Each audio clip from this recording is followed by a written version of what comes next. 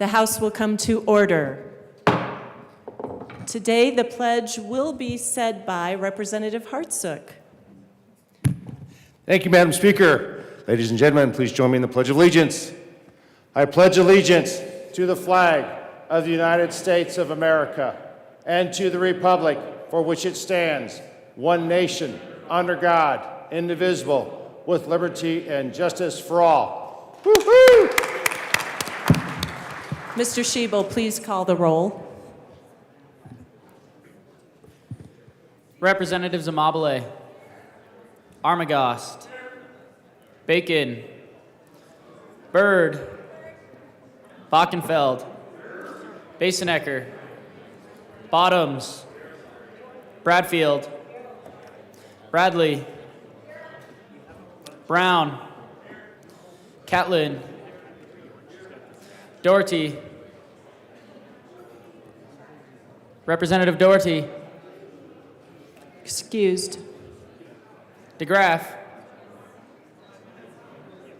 Representative DeGraff, Excused. Degree Kennedy, Dixon, Representative Dixon, Excused. Duran, English, Rep. English, Excused. Epps, Evans, Frizzell, Froelich, Garcia, Representative Garcia, Excused. Gonzalez Gutierrez, Hamrick, Hartsook, Herod, Representative Herod, Rep. Harrod's excused. Holtorf, Judah, Joseph, she's here, Kip, Leader, Lindsay, Linstead, Luck, Representative Luck, Excused. Lukens, Lynch, Mabry, Marshall, Martinez, Representative Morrow is excused, McCormick, McLaughlin, Michelson-Janae, Representative Michelson-Janae, Michelson-Janae is excused, Ortiz, Parenti, Here. Puglisi, Ricks, Representative Ricks, Excused. Sharbini, Sirota, Snyder, Soper, Rep. Soper, Rep. Soper's excused. Story, Taggart, Titone, she's here. Valdez, Velasco, she's here. Vigil, Weinberg, Weissman, Wilford, Wilson, Winter, Woodrow, Young, and Madam Speaker. Here.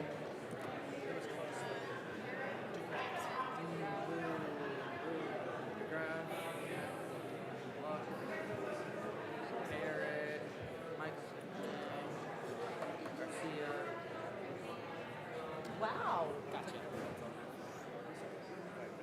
Pretty good. Yeah.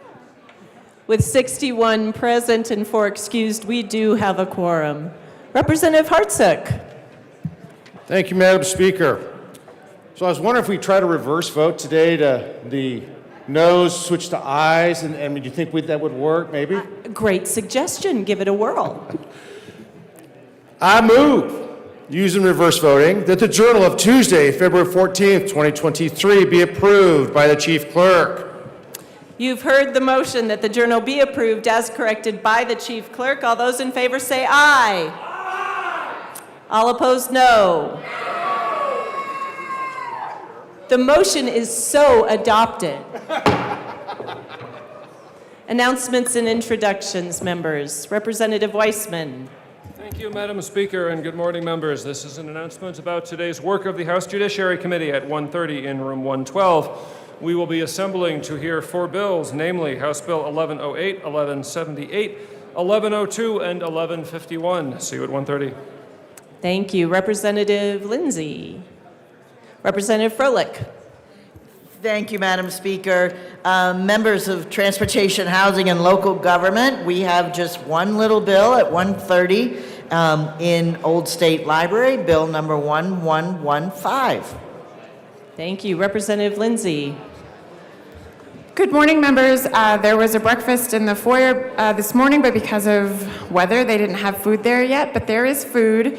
The sergeants have it. I think they're moving it to this desk to the right. Make sure, donuts, bagels, let's eat it all up.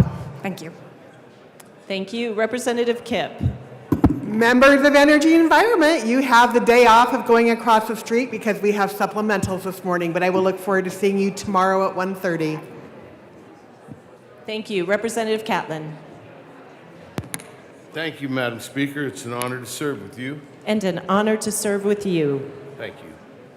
I asked for and was graciously granted the opportunity to take Friday off. I need to go home, check on my dad. So I'll be out Friday. I'm asking for approval. So approved. Take care, Rep. Catlin. Representative Michelson-Jeannet. Thank you, Madam Speaker. Public and Behavioral Health and Human Services. We will be meeting today at 1:30 in room 107 to hear House Bills 1158 and 1067. See you at 1:30. Representative Amabile. Thank you, Madam Speaker. I just wanted to say there is no business committee today. We normally meet on adjournment, but not today. Thank you. Madam Majority Leader. Madam Speaker, I move to lay over House Bill 1011 and House Bill 1090 until tomorrow. Seeing no objection, House Bills 1011 and 1090 will be laid over until tomorrow. Madam Majority Leader. Madam Speaker, I move that the following bills be added to the special orders calendar at 9:20 a.m. Senate Bill 112, 113, 114, 115, 116, 117, 118, 119, 120, 121, 122, 123, 124, 125, 126, 127, 128, 129, 130, 131, 132, 133, 134, 135, 136, 137, 138, 139, 140, 141, and 142. Seeing no objection, the bills listed by the Majority Leader will be added to the special orders calendar at 9:20 a.m. Representative Froelich.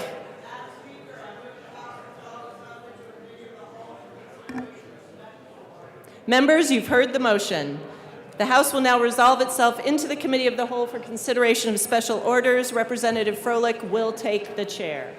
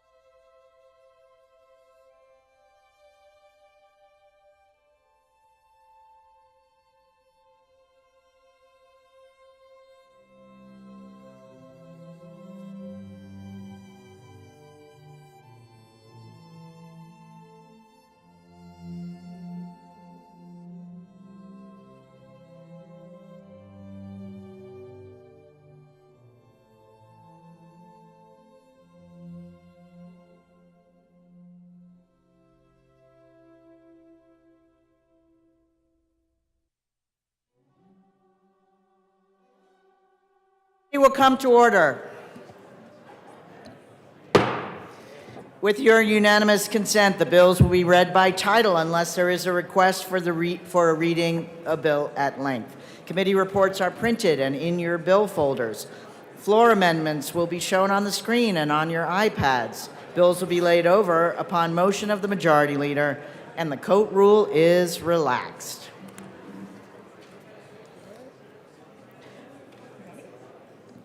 Representative Byrd. Oh, Mr. Shebo, please read the title of Senate Bill 112. Senate Bill 112 by Senator Zenzinger, also Representative Byrd, concerning a supplemental appropriation to the Department of Agriculture. Representative Byrd. Yeah, thank you, Madam Chair, and it is such an honor to serve with you. Such an honor to serve with you both.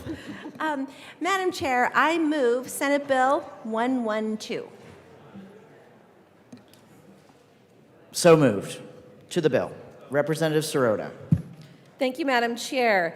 The supplemental for the Department of Agriculture simply asks for an increase of just under $25,000 of general fund and $13,000 in cash funds to this line item that you will see throughout the day, which is a transition to OIT real-time billing. It is just a more accurate reflection of how departments are billing for their IT services. Instead of it being common policy, it will be a line item in each department going forward. And I ask for your aye vote. Is there any discussion on Senate Bill 112? Seeing none, the question before us is the adoption of Senate Bill 112. All those in favor say aye. Aye. All those opposed, no. The ayes have it. The bill is passed. Majority Leader Duran. Thank you, Madam Chair. I move to lay over Senate Bill 113 until or after Senate Bill 139.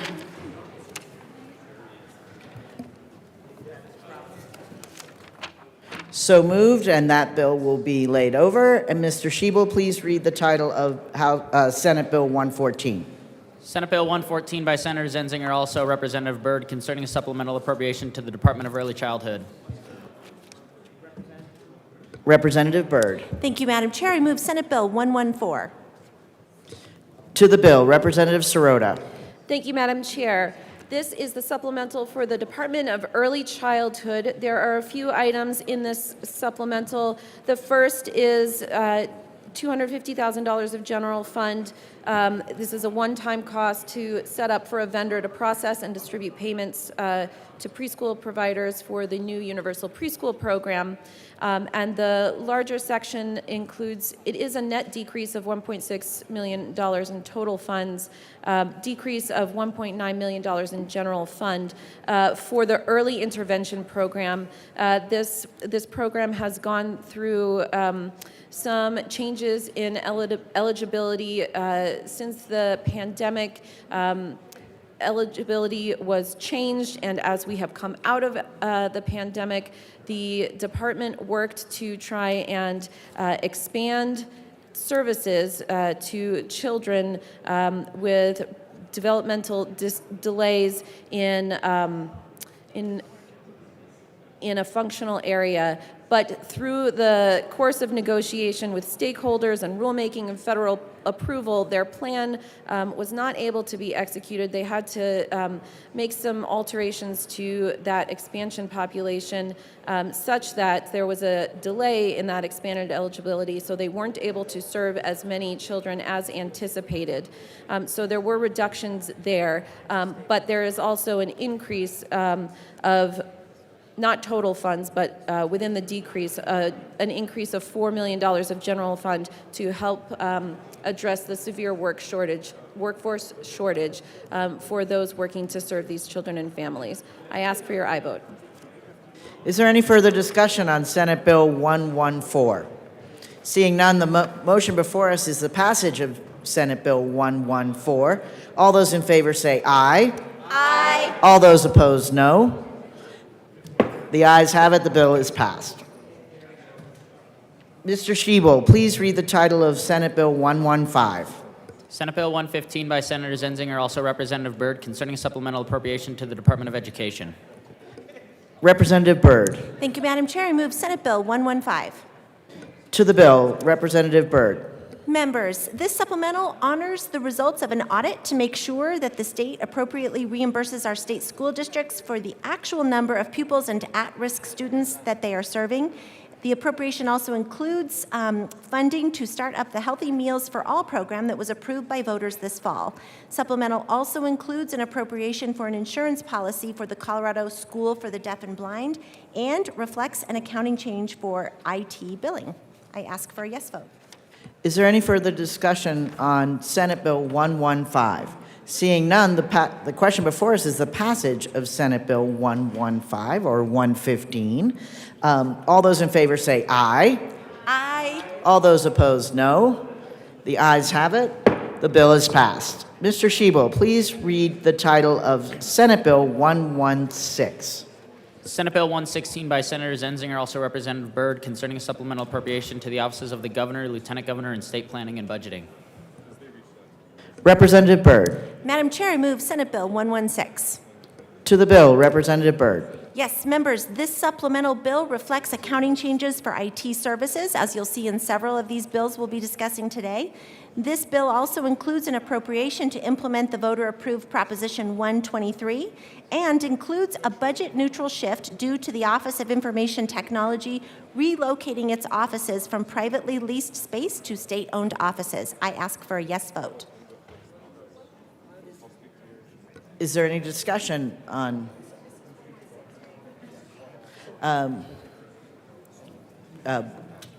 Assistant Minority Leader Puglisi? Puglisi.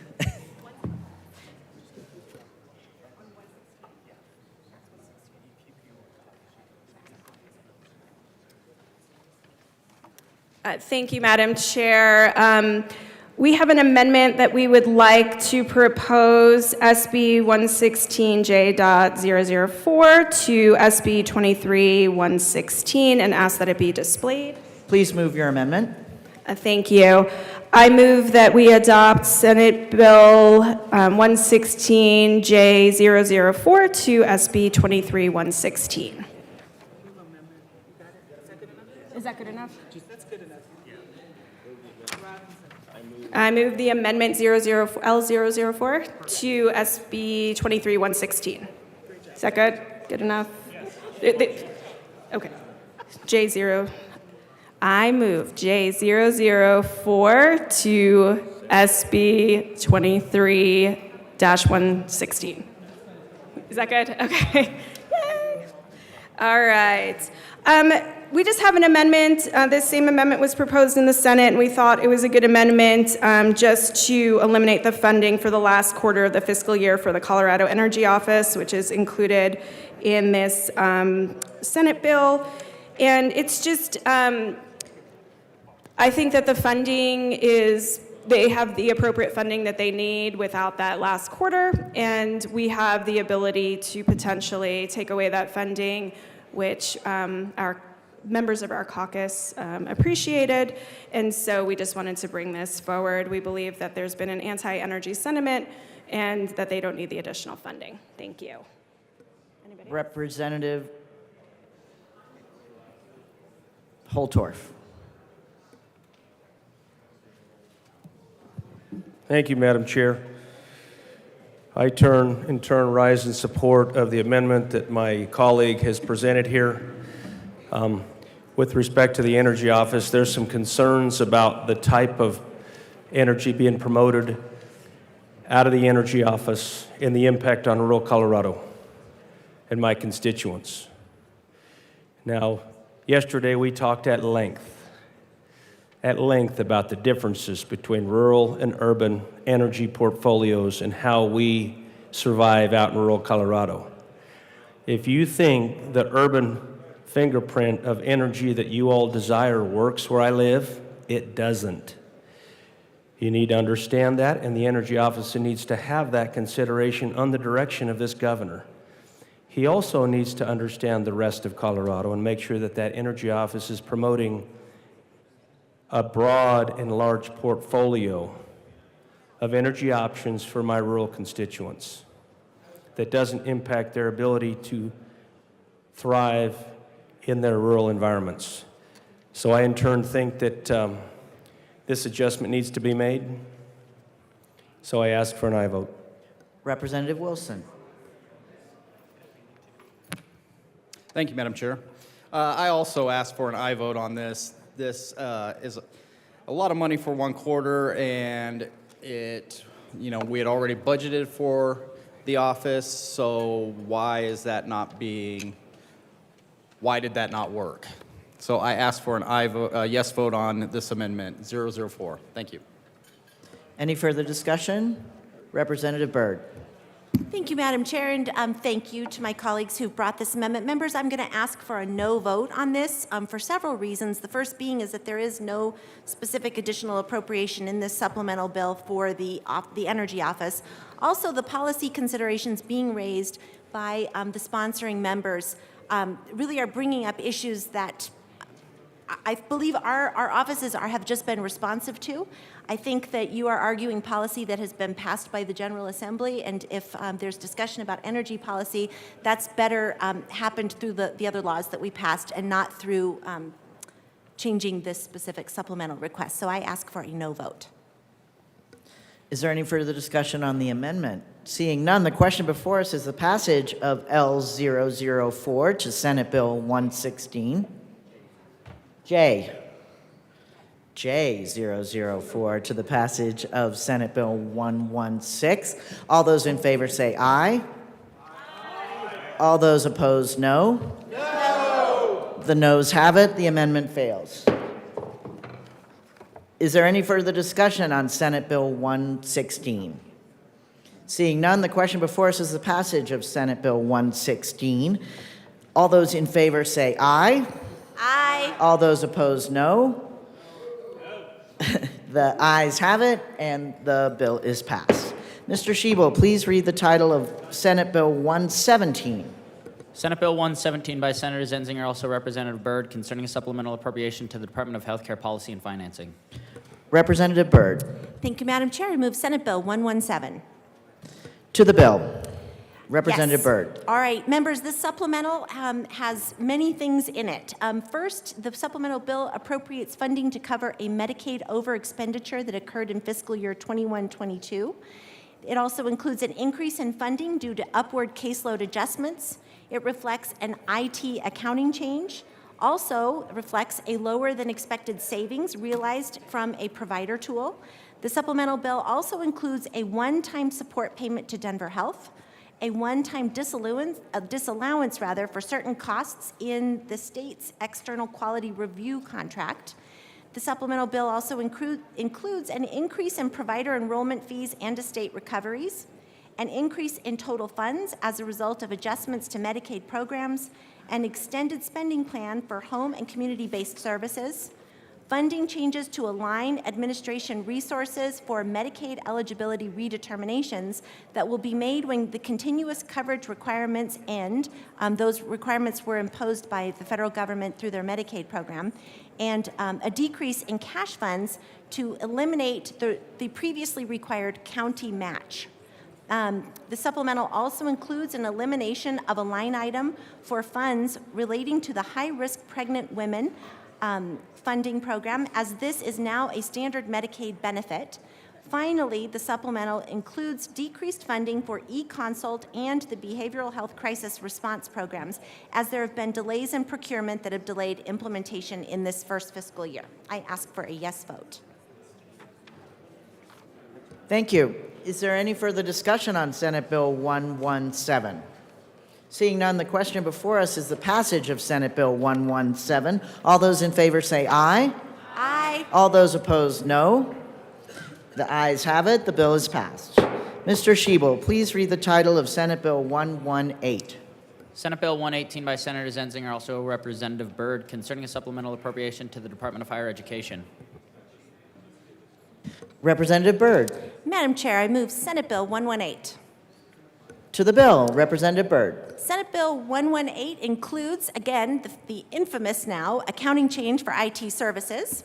also includes a change in how each installation of higher education, how each institution, rather, of higher education funds its share of the cost for the Department of Higher Education, and it includes a one-time reduction in appropriation to Colorado Mesa University associated with the university's impermissible 3% increase in tuition for 80% of its undergraduate students. I ask for a yes vote. Excellent. Is there any further discussion on Senate Bill 118? Seeing none, the question before us is the passage of Senate Bill 118. All those in favor say aye. Aye. All those opposed, no. The ayes have it. The bill is passed. Mr. Shebel, please read the title of Senate Bill 119. Senate Bill 119 by Senator Zenzinger, also Representative Byrd, concerning a supplemental appropriation to the Department of Human Services. Representative Byrd. Thank you, Madam Chair. I move Senate Bill 119. To the bill. It's an honor to serve with you, Madam Chair. Honored to serve with you, most honorable JBC member, Representative Bockenfeld. Thank you very much. What this bill does, it's the Department of... I forgot. I'm sorry, we do need to move the committee report, which is an appropriations report. Yes, forgive me. Members, when I made that motion, I failed to recognize that we amended this bill in House Appropriations. So can I remake my motion? So retract the previous motion and now move Senate Bill 119 and the Appropriations Committee report. To the Appropriations Committee report. Thank you very much, Madam Chair. What this bill does, it's the Department of Human Services, and what it does is it increases $4.9 million total funds for the real transition in the Office of Information Technology. There's also an increase of $3 million in general fund to the Children's Behavioral Health Services.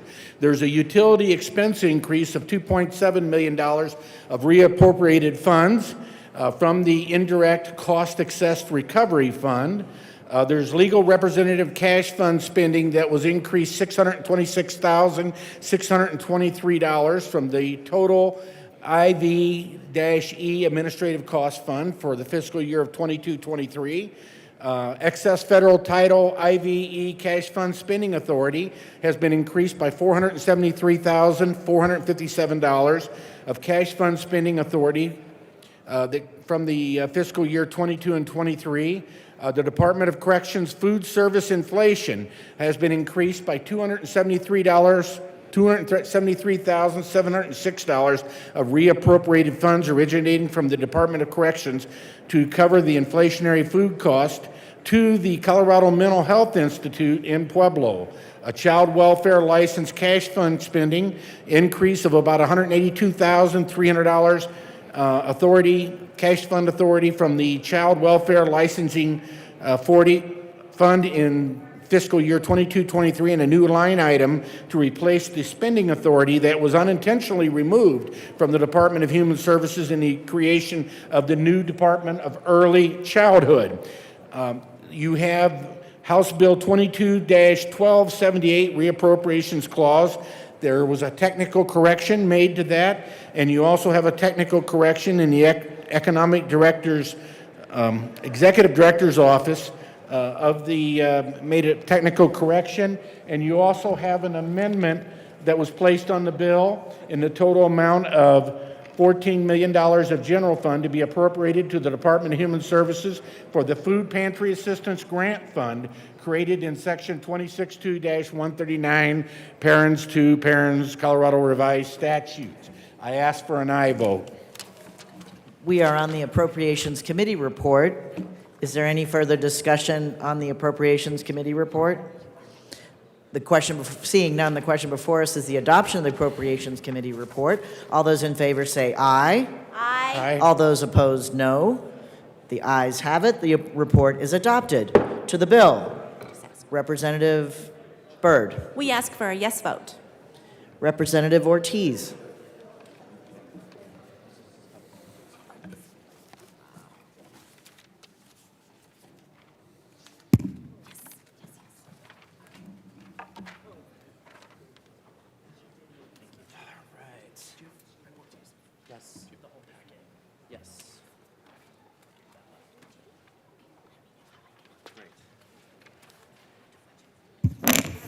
Members, I appreciate the time at the well. I want to thank the sponsors for putting together this amazing work of art of a document.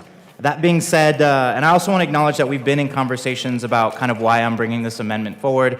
Really, this is about the Fort Logan land sale that happened back in 2017 that sold a portion of Fort Logan from the state to the federal government to expand the cemetery for $7.9 million. That $7.9 million was supposed to remain in a fund to go to veteran mental health and physical health and wellness.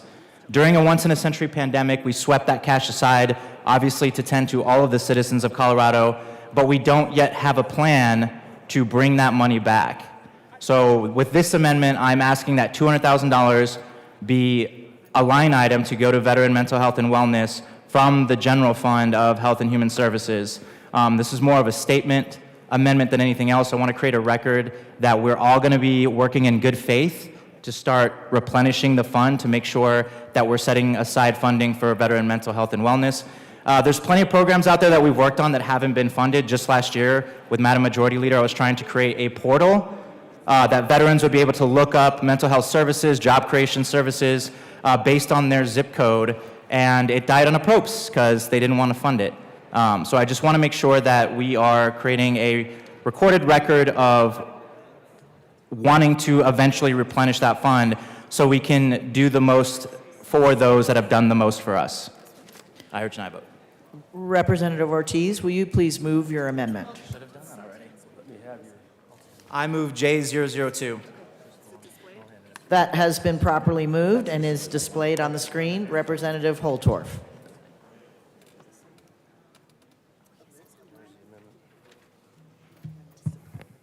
Thank you, Madam Chair. I stand in solidarity with my colleague here as leadership of the Veterans Caucus. I will tell you, oftentimes we talk about supporting veterans. We do a lot of platitudes. We say a lot of things during Veterans Day and Veterans Events.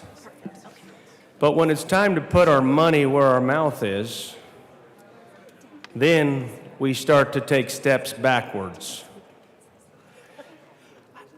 This is not only a statement from my colleague, but this is actually something that I think, irregardless of any pandemic, irregardless of any of that, we should stand strong in investing in veterans, veteran services, veteran cemeteries, and all those things. You shouldn't pull all the money away and redirect it and never have a plan to backfill it. It's not okay. Colorado, it's not okay. Legislators in this room, it's not okay. So I stand in solidarity with my colleague.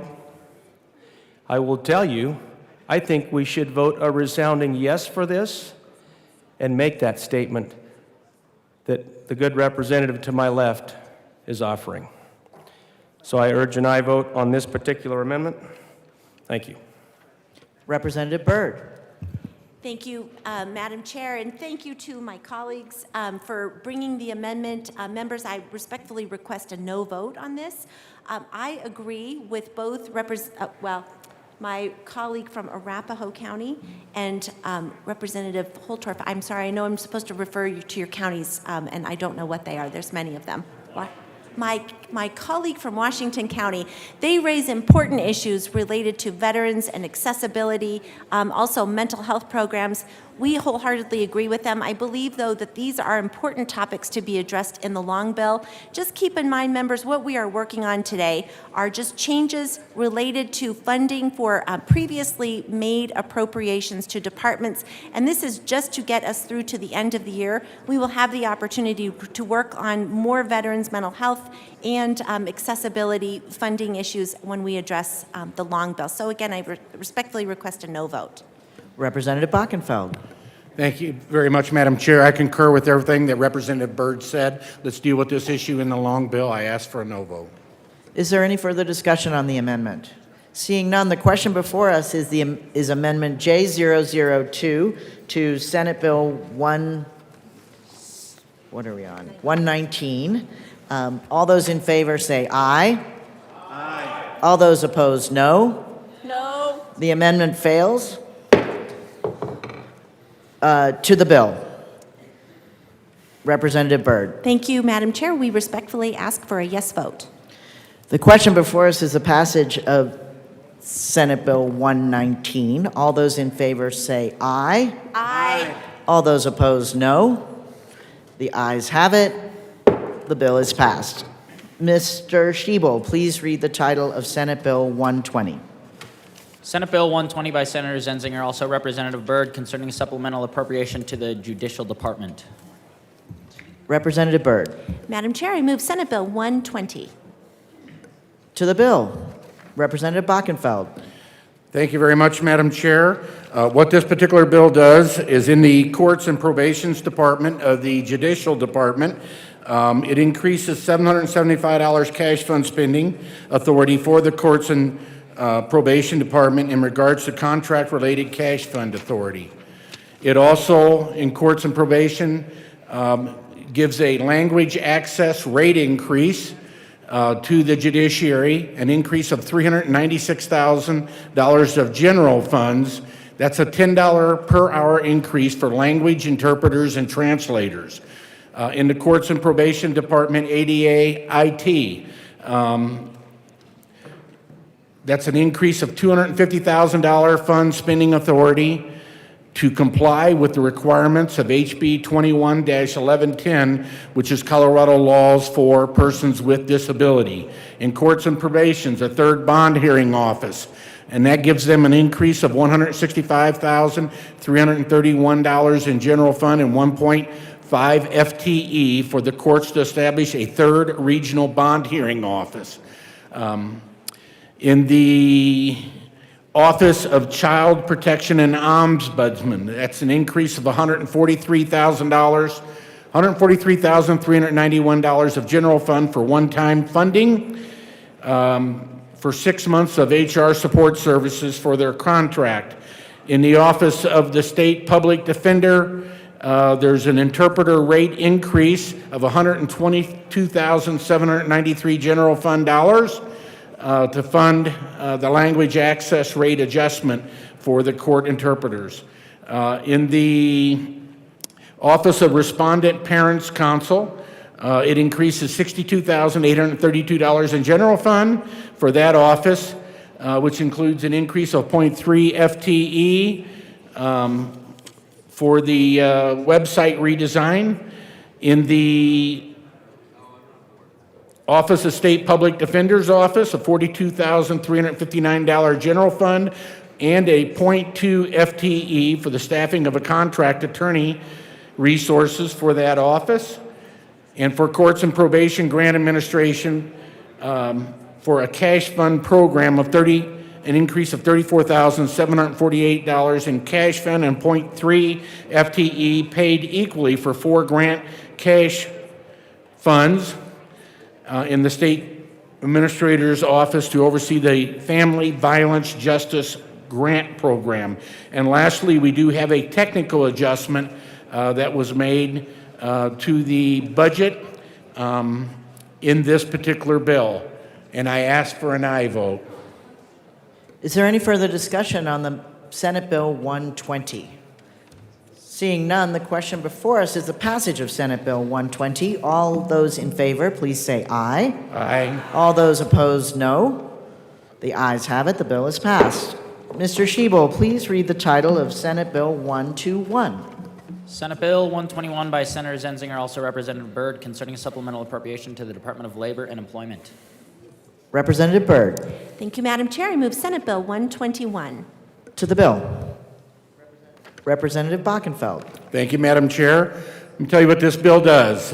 We've had several discussions about the transition of the Office of IT, and this particular bill is in regards to the Department of Labor and Employment. It's a decrease of $1,862,562 in total funds, which $455,024 comes out of the general fund to support that transition. I ask for an aye vote. Is there any further discussion on Senate Bill 121? Seeing none, the question before us is the passage of Senate Bill 121. All those in favor say aye. Aye. All those opposed, no. The ayes have it. The bill is passed. Mr. Shebo, please read the title of Senate Bill 122. Senate Bill 122 by Senator Zenzinger, also Representative Byrd, concerning a supplemental appropriation to the Department of Law. Representative Byrd. Thank you, Madam Chair. I move Senate Bill 122. To the bill, Representative Sirota. Thank you, Madam Chair. The supplemental for the Department of Law, once again, addresses the transition to OIT real-time billing. It also includes a one-time increase of reappropriated funds for outside counsel for the PUC due to ongoing litigation that created an ethical conflict of interest for attorneys that represent the PUC. So this is a one-time cost, and it's based on the amount of expenditures the Attorney General's office actually paid for the first half of the year. So it has been spent. And then another increase of reappropriated funds from CDPHE and one FTE to account for workload demands. And an increase of 14,786 reappropriated funds from the Department of Education and 0.1 FTE to provide legal services to the Department of Education due to Proposition FF passing. And I ask for an aye vote. Representative Leader.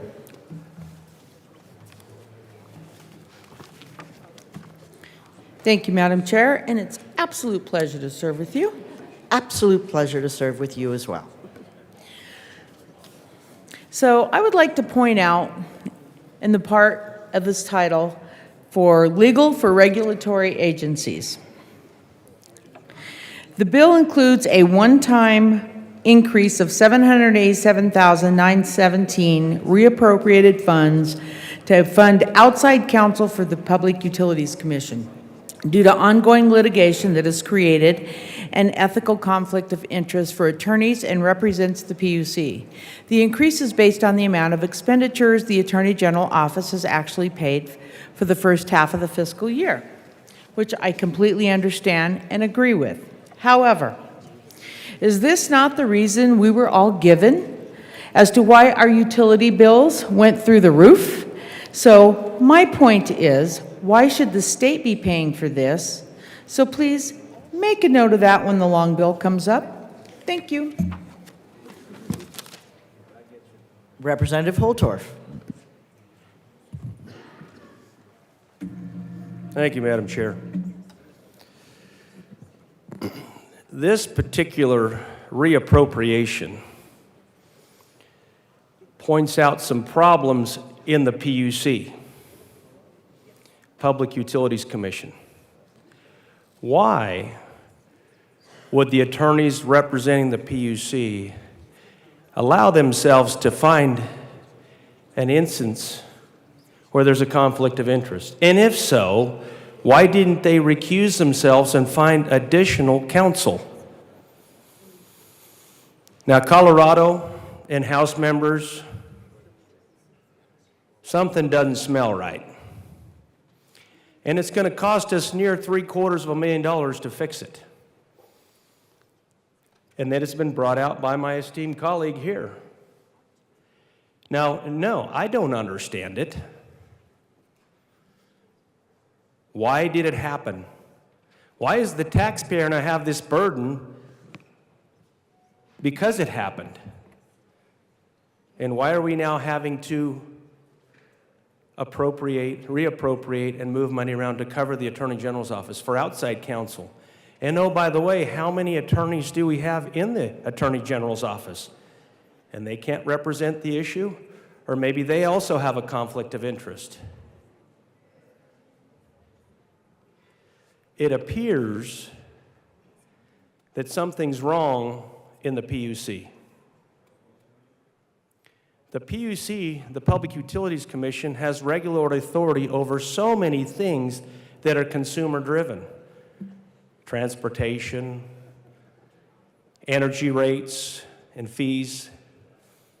And oh, by the way, they're going up and up and up.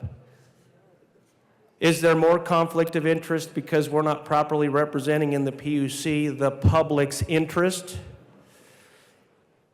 other than some self-serving interests that cause a conflict of interest?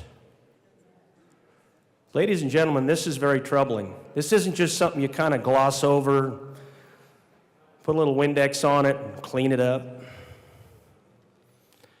This points to a larger systemic problem within the PUC. And the real question we have to ask ourselves is what's going on in the PUC and why are we having to reappropriate this money?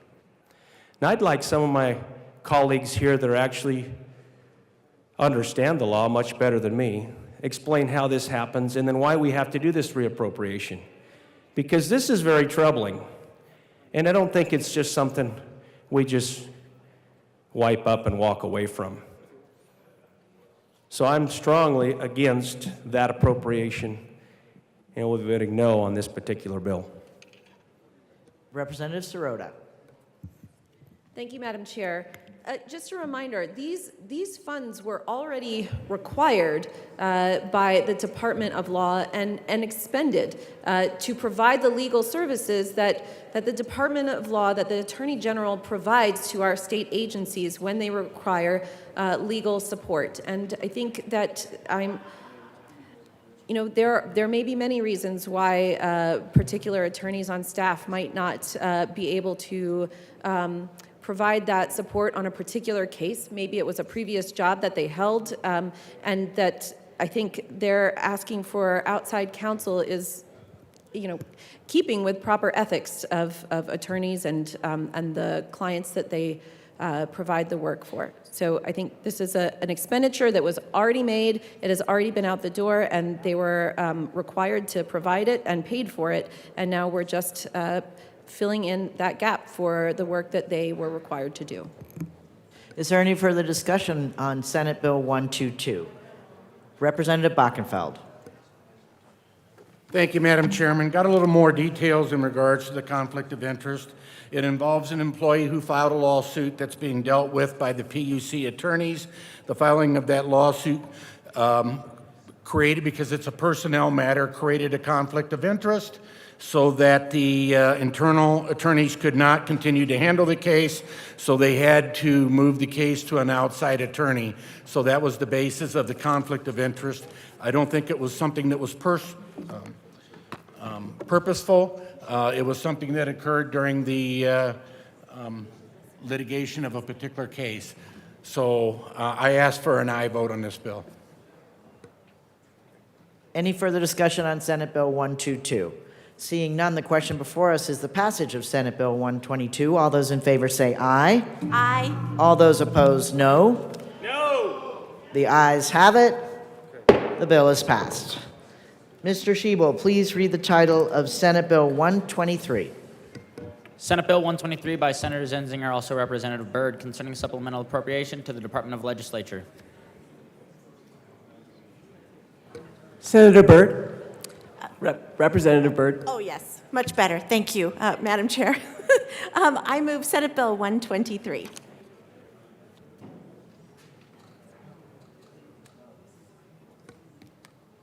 To the bill. Thank you, Madam Chair. The supplemental for the Legislative Department simply includes the line item for the transition to OIT real-time billing, and I ask for an aye vote.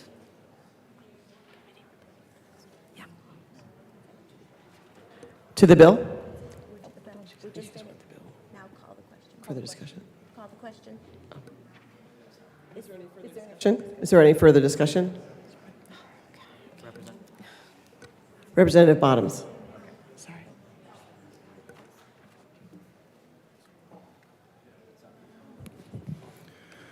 Thank you, Madam Chair. I would like to move Amendment J003 and have it displayed, please.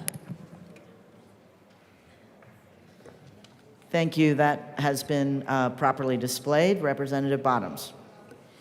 I would also like to speak to this a little bit. This may be kind of a different type of approach to this, but having to do with trying to make sure that costs are down and that monies are changed in a positive direction rather than keep spending monies, I would like to reduce the appropriation to the legislative department to reflect the physical impact of shortening the legislative session by 30 days. This would be able to give us the opportunity, we will spend less time in this room, but we will spend more appropriate time in all of the things that we need to be doing as representatives, this being one of the things we do, but we actually can be doing things in our districts that can accomplish quite a bit. And it will save a lot of money in the process. It will save our people money. It will save money for this building and give us an opportunity to interact more with the public rather than sitting in here where the public, to a great degree, doesn't know what we are doing. And so I move Amendment J003. Representative Sirota. Thank you, Madam Chair. I ask for a no vote on this amendment. We are all in the midst of doing very good work on behalf of our constituents and our districts. I am so incredibly grateful for all of the very hard work that our attorneys and all of the staff do in the legislative department. And I think we need all of this funding to continue the work through the end of the fiscal year to ensure that we are able to continue serving our district and the people of Colorado. I ask for a no vote. The question before us is the passage, Minority Leader Lynch. Thank you, Madam Chair. Sorry, I'm late to the party on this, but this is a great amendment that would force us in this House to actually get our work done quicker, get things done, and get us out of here and not be around quite as long. This is a great amendment. We really ought to think about this before we vote on this. This has been thought through and through the Senate, and then also, we put a lot of time and energy into the consideration of what the impacts of this amendment would be, and I would highly encourage a yes vote. Representative DeGraff. Thank you, Madam Chair. I'd just like to remind everybody here that Thomas Jefferson did speak to this amendment, so I think it should carry some weight in that that government is best which governs least. And a lot of what we do here is superfluous and anti-constitutional, and the opportunity to do the damage to our economy would be lessened if we did less of what we do. So that government is best which governs least. Thank you. Is there any further discussion? Representative Holtorf.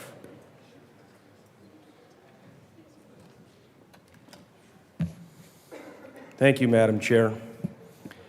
This amendment is very interesting in that it shortens the time that legislators are here in the Capitol.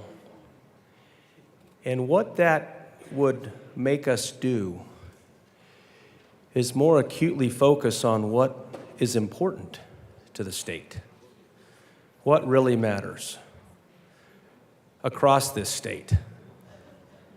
Oftentimes, a lot of legislation comes to the state capitol, and I'm not going to call it feel-good legislation that affects certain very small parts of the state or a special interest in certain counties in the state, or is some activist-minded legislation that tries to change our state and affects everybody in the state equally.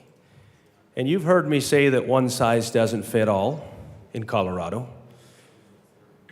One glove doesn't fit every hand in Colorado, and one boot doesn't fit every foot in Colorado.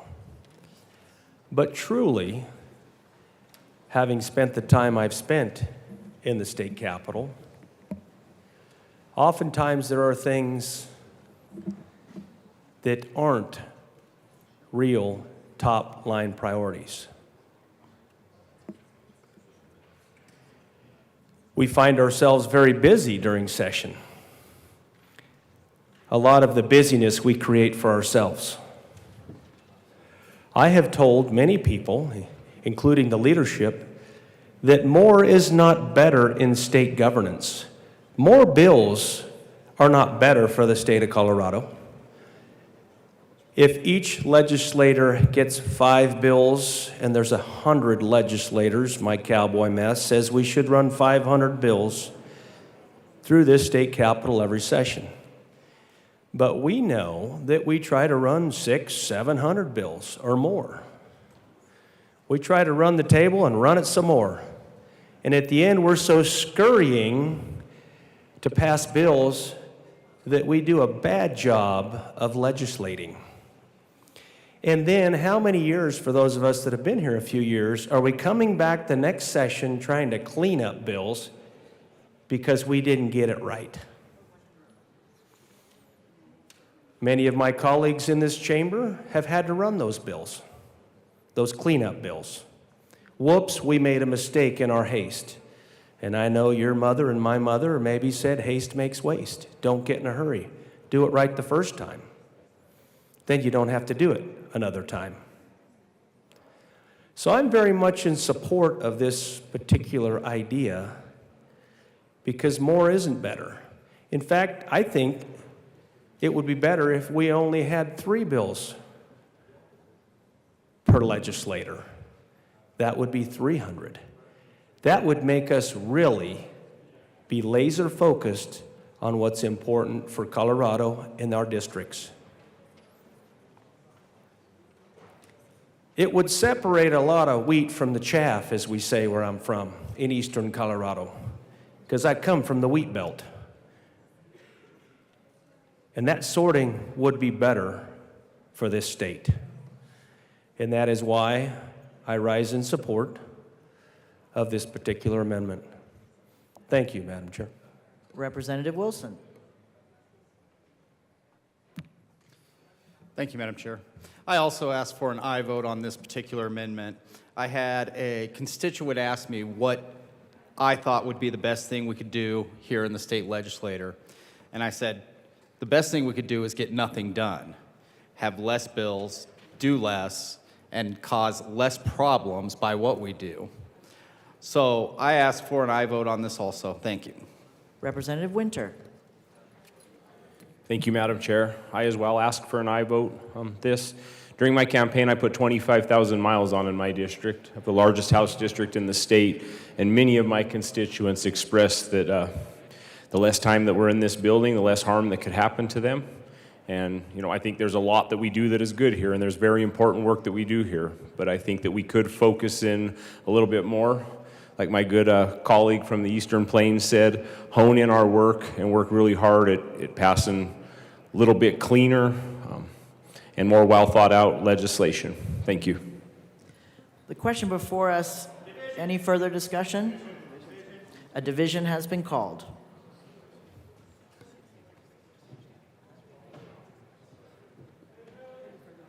Any further discussion?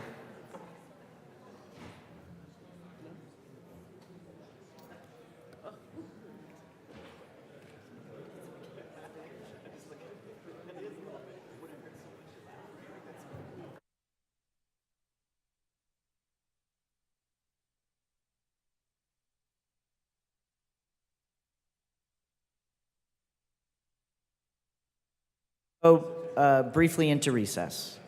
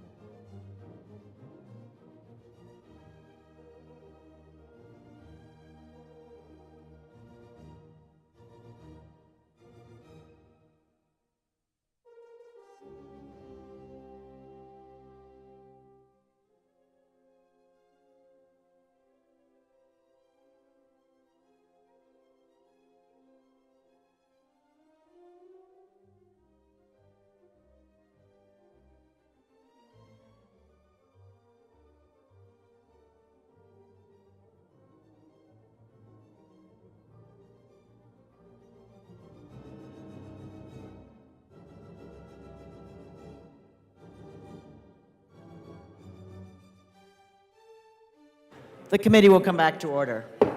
The question, a division has been called. The question before us is the adoption of Amendment J003 to Senate Bill 123. All those in the chamber not entitled to vote, please be seated. All those in favor of Amendment J003, please stand and remain standing or raise your hand and keep it raised until the count is taken.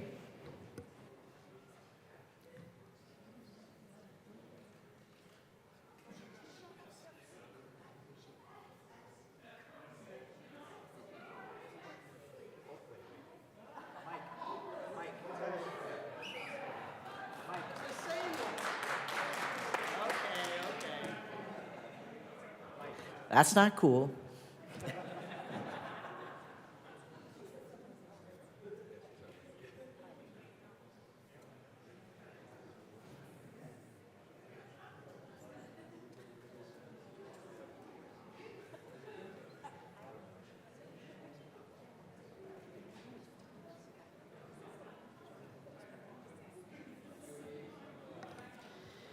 You may be seated.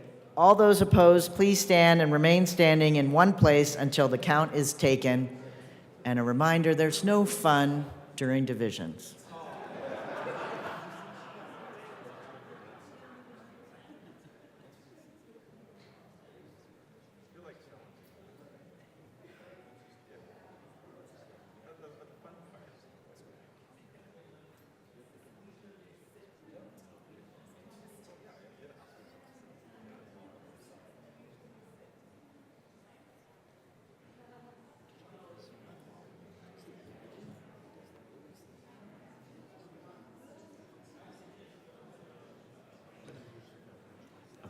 You may be seated. That amendment fails. To the bill. Is there any further discussion on Senate Bill 123? Seeing none, the question before us is the passage of Senate Bill 123. All those in favor say aye. Aye. All those opposed, no. No. The ayes have it. The bill is passed. Mr. Schiebel, please read the title of Senate Bill 124. Senate Bill 124 by Senator Zenzinger, also Representative Byrd, concerning a supplemental appropriation to the Department of Local Affairs. Representative Byrd. Madam Chair, I move Senate Bill 124 and the Appropriations Committee report. To the Appropriations Report, Representative Sirota. Thank you, Madam Chair. In appropriations, we added just an amendment to amend a footnote to clarify that because of the original source of the $8 million cash fund that was appropriated, that is being appropriated from the Revenue Loss Restoration Cash Fund, it is federal funds received from our ARPA dollars, and it is, so we are saying that it is not reasonable to interpret this $8 million as part of the calculation toward the ongoing maintenance of effort obligation that is required under Proposition 123. And I ask for an aye vote. The question before us is the adoption of the Appropriations Report to Senate Bill 124. Is there any further discussion? Seeing none, all those in favor say aye. Aye. All those opposed, no. The ayes have it. The Appropriations Committee report is adopted. To the bill, Representative Sirota. Thank you, Madam Chair. This supplemental to the Department of Local Affairs includes two items. One is, of course, the reflection of IT services to the department, and then also an increase of one-time funds, $8 million from the Revenue Loss Restoration Cash Fund for ARPA dollars to fill in the remainder of the fiscal year to provide emergency rental assistance to our constituents who are, we are trying to ensure we keep housed through the end of the year. Is there any further discussion on Senate Bill 124? Seeing none, the question before us is the passage of Senate Bill 124. All those in favor say aye. Aye. All those opposed, no. The ayes have it. The bill is passed. Mr. Schiebel, please read the title of Senate Bill 125. Senate Bill 125 by Senator Zenzinger, also Representative Byrd, concerning a supplemental appropriation to the Department of Military and Veterans Affairs. To the Representative Byrd. Madam Chair, I move Senate Bill 125. Fantastic. To the bill, Representative Sirota. Thank you, Madam Chair. This supplemental for the Department of Military and Veterans Affairs simply contains an increase of $16,141 general fund to reflect their IT services. And I ask for an aye vote. Representative Marshall.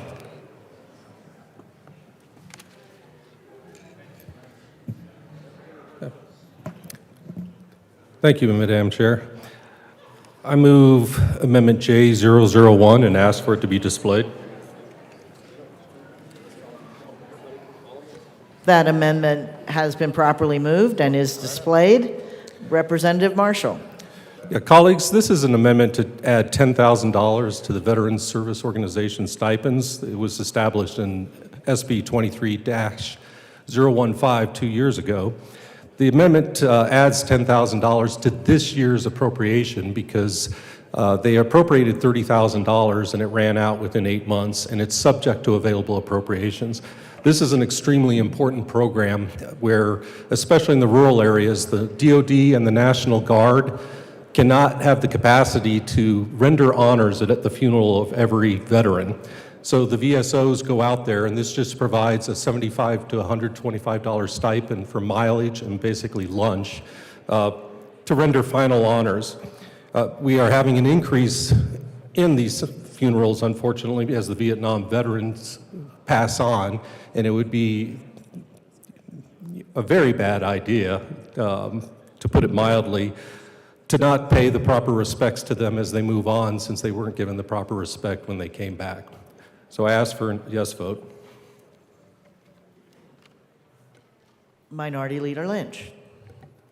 Thank you, Madam Chair. This is, unlike that last one, this one is actually really serious. This was a program that Representative Ortiz and I passed through a couple years ago, not understanding that for veterans to be honored by other veterans, there was no compensation for those veteran service organizations and for those members that were traveling literally to a funeral in Sterling. Folks would be coming from Denver, and all this doesn't make anybody rich. It gives them gas money to go and do that. So we put an appropriation on it a couple years ago. It was not quite enough, we've discovered. We'll deal with getting funding done later to make that right. But this is actually a really good amendment that allows our deceased service members to be honored appropriately, and I would highly encourage a yes vote.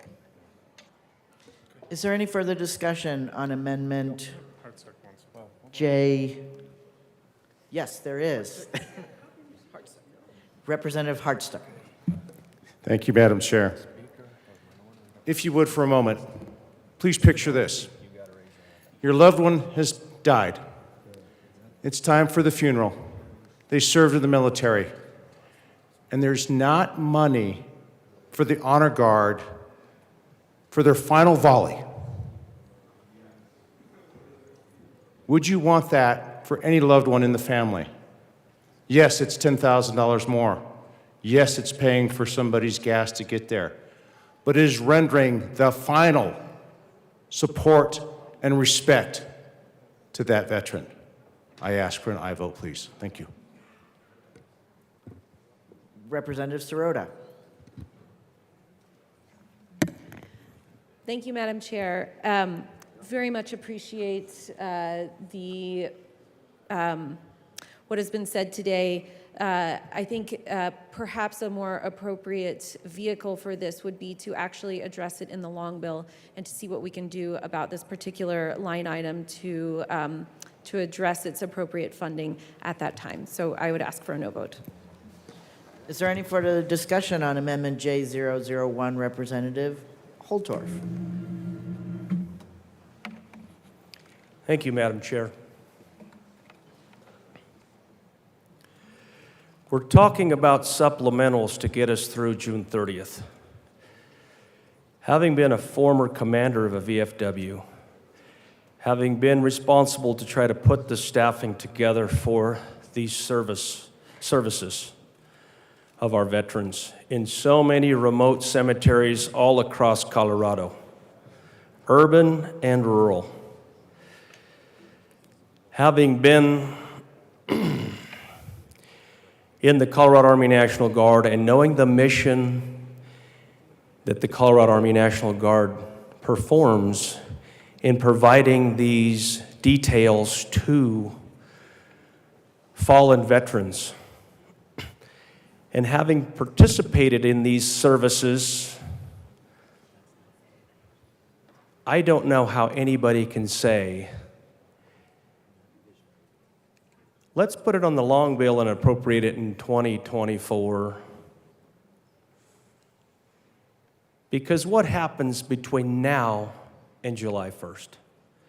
What happens to those families? Do they get that flag? Do they have a detail that comes which means so much to that family at that time of grieving? And let's remember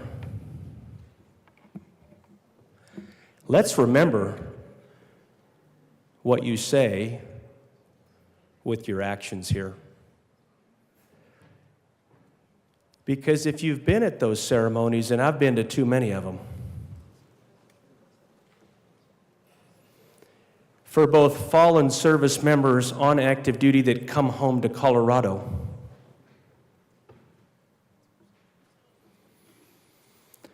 and also for those veterans who are World War II veterans, Korean War veterans, and now Vietnam War veterans, whose families have lived with their legacy of service, and now, when they are laid to rest, there is closure in their military service. I don't think you understand the importance of this.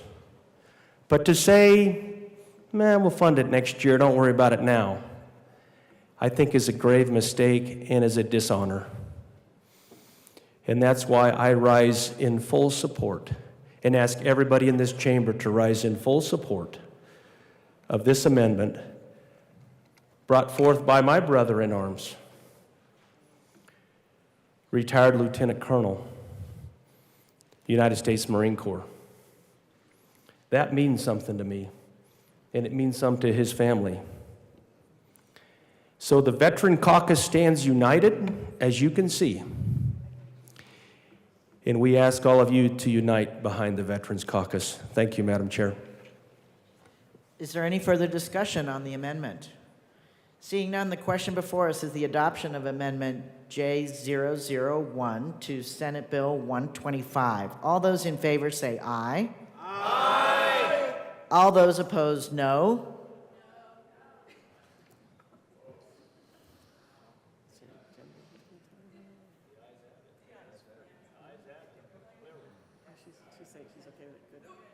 The ayes have it. The amendment is passed. Thank you for your robust votes. The question before us is the passage as amended of Senate Bill 125. As amended, all those in favor say aye. Aye. All those opposed, no. The ayes have it. The bill is passed. Mr. Shebo, please read the title of Senate Bill 126. Senate Bill 126 by Senator Zenzinger, also Representative Byrd, concerning a supplemental appropriation to the Department of Natural Resources. Representative Byrd. Madam Chair, I move Senate Bill 126. To the bill. Yes, members, this supplemental includes an appropriation for increased fuel and maintenance costs for the state's motor vehicle fleet. It also includes an increased cash fund appropriation for public outreach and customer service needed for the Keep Colorado Wild program. Also included is an appropriation for FTE within the Colorado Oil and Gas Conservation Commission to hire new staff to help complete backlog of increased work due to the Commission's changed mission. Also, again, reappears the reflection of an IT accounting change. I ask for a yes vote. Is there any further discussion on Senate Bill 126? Seeing none, the question before us is the passage of Senate Bill 126. All those in favor, please say aye. Aye. All those opposed, no. The ayes have it. The bill is passed. Mr. Shebo, please read us the title of Senate Bill 127. Senate Bill 127 by Senator Zenzinger, also Representative Byrd, concerning a supplemental appropriation to the Department of Personnel. Representative Byrd. Madam Chair, I move Senate Bill 127. To the bill, Representative Byrd. Yes, members, this supplemental bill includes an appropriation for increased fuel expenses to compensate for an earlier over expenditure and to cover inflation and maintenance expenses. There's also funding for a Medicaid redetermination hearing officer, funding to facilitate implementation of the Colorado Winds Agreement, funding for increased capital maintenance expenses, funding for vehicle lease payments, capital complex staffing, and leased space refinancing. And also there are corrections for technical errors relating to the Colorado State Employees Assistance Program. I ask for a yes vote. Representative Taggart. I move amendment, Madam Chairman, I move amendment J001 to this bill, and I'd ask that it be displayed. That amendment has been displayed. Please proceed, Representative Taggart. Within this particular request for supplemental funds is an area which has to do with the co-win agreement. That co-win agreement does not go into place until July of 2024. That is 16 months from now. Yet there is a request for 8.8 additional FTE from a proration standpoint, that is 35 additional employees to the Department of Personnel. Now, I realize as a former CEO of private enterprise that government is not nearly as efficient as we are in private enterprise, but asking for 35 employees to implement a step pay program over a 16-month period is absurd. And I would ask that we reduce $700,577 from this appropriation. There is more than enough time to put this STEP program in place starting on July 1st of this year, and it probably does not require 35 employees. Thank you. Representative Frizzell. Madam Chair, it's a great privilege and honor to serve with you. And you as well. Thank you. I would like to discuss this particular amendment from the standpoint of government overreach and bloat. Today, this amendment essentially eliminates the requested 9 full-time employees to begin implementation of the Co-Wins Partnership Agreement. I question this because currently the Department of Personnel has exactly 58 open full-time employee positions.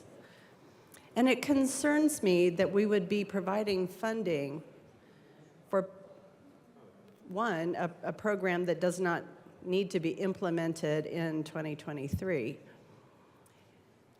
just to begin a process. But it also concerns me that when a department has a 15% vacancy rate already, how are they going to fill those positions if they can't fill existing positions? I come from local government, and I come from a local government in Douglas County that believes in small, efficient, and transparent government. I don't find this request to be any of those things. So I would ask for your aye vote on this amendment. Thank you. Representative Assistant Minority Leader Puglisi. Thank you, Madam Chair. So supplementals are only additional money between February and June 30th. This is a discussion that should be left to the long bill and not done in a supplemental. And I just want to point out that there's no additional funding appropriated for counties who were forced to engage in collective bargaining that came through the legislature last year. And as a county attorney of a small rural county with no additional funding, I'm the only person in the county attorney's office. This is putting the counties have additional burden and is not getting additional funding, and I think the state should also use their existing appropriation to handle this contract. Thank you. Representative Byrd. Thank you, Madam Chair, and thank you to my colleagues. Appreciate the sentiment. I do want to clarify, though, that this relates only to the Colorado Winds contract. This doesn't have anything to do with our counties. So, and specifically, this relates to our own state payroll system. So just to put people's mind at ease, this has nothing to do with the counties. And also, I think it's important to note that what's happening here in this supplemental is funding for commitments that this legislature made in a previous session. I think that if there are policy disagreements with those legislative determinations, that's best argued on the floor through substantive bills, not necessarily through supplemental appropriations that are necessary now to enable the state to comply with the law that is already passed. Something else I want to mention to the group here, members, is that under the partnership agreement, each employee will be placed in their appropriate pay grade or step based on years in a job series. But due to the state's lack of a payroll system, this will require a manual implementation process that must begin in fiscal year 22-23, which is where we are right now, to be able to place each of the 25,000 classified employees on their appropriate step by July 1, 2024. The Department of Personnel and Administration requested supplemental general fund for the statewide impacts of the amendment to the state's partnership agreement with Colorado Winds, and that is what this is about. We are honoring our responsibilities that were incurred through previous legislation, so I ask for a no vote on this amendment. Thank you. Representative Taggart. Madam Chair, it's a pleasure to serve and an honor to serve with you. I just Likewise. want to again reinforce, I understand this is about co-wins, but I also understand we as a body need to be efficient in what we do. And allowing for 16 months of funding to put this STEP program in place, where in private enterprise we could put this in place in 2 to 4 months, is ridiculous. And we should not be promoting inefficiency within this body. And I would ask for an aye vote on this amendment. Is there any further discussion on the amendment J001? Seeing none, the question before us is the adoption of amendment J001 to Senate Bill 127. All those in favor, please say aye. Aye. All those opposed, no. No. The amendment fails. To the bill. Representative Ortiz. Thank you, Madam Chair, and I would move J002 and ask that it be displayed. Thank you. That has been properly moved and is displayed. Representative Ortiz. Members, again, want to remind you that we have a very amazing work of art here. All I am trying to do is build a ramp so that those that live with a disability can enjoy this amazing work of art. So the reason why I'm running this amendment is it creates a $200,000 reallocation transferring from the general fund of this department to tend to basic access. Often when I'm working around mandating basic access, I do get into working groups and get amendments from departments that often make my bill better, but in other times seeks to dilute or outright gut mandates when it comes to basic access for those that live with a disability. So this is a statement that I am pushing, that you can't both try and dilute or gut mandates and being liable for basic access and then not proactively plan to try and secure that basic access. You can't just say chicken and egg at me. That's not going to work. So this is an amendment to try and push the departments to start being proactively engaging around securing funding to make sure they're securing basic access. Thank you. Representative Byrd. Thank you, Madam Chair, and thank you to my colleague from Arapahoe County. Appreciate that. And I know that this body is committed to making sure that the legislation and policy that we pass definitely honors and lifts up this need to ensure we have access. And I respect that, and at the same time, ask members to vote no on this amendment, as this is not the appropriate time or place to address this issue. Thank you. Is there any further discussion on the amendment? Seeing none, the question before us is Amendment J002 to Senate Bill 127. All those in favor, please say aye. All those opposed, please say no. The noes have it. The amendment fails. We are going to take a brief recess. Should we pass the bill first? Can we pass the bill first? Oh, we have to pass the bill. Let's pass the bill and then take a recess. The question before us, is there any further discussion on Senate Bill 127? Seeing none, the question before us is the passage of Senate Bill 127. All those in favor say aye. Aye. All those opposed, no. The bill passes. Now we're going to take just a moment and gavel out. The committee will be in recess.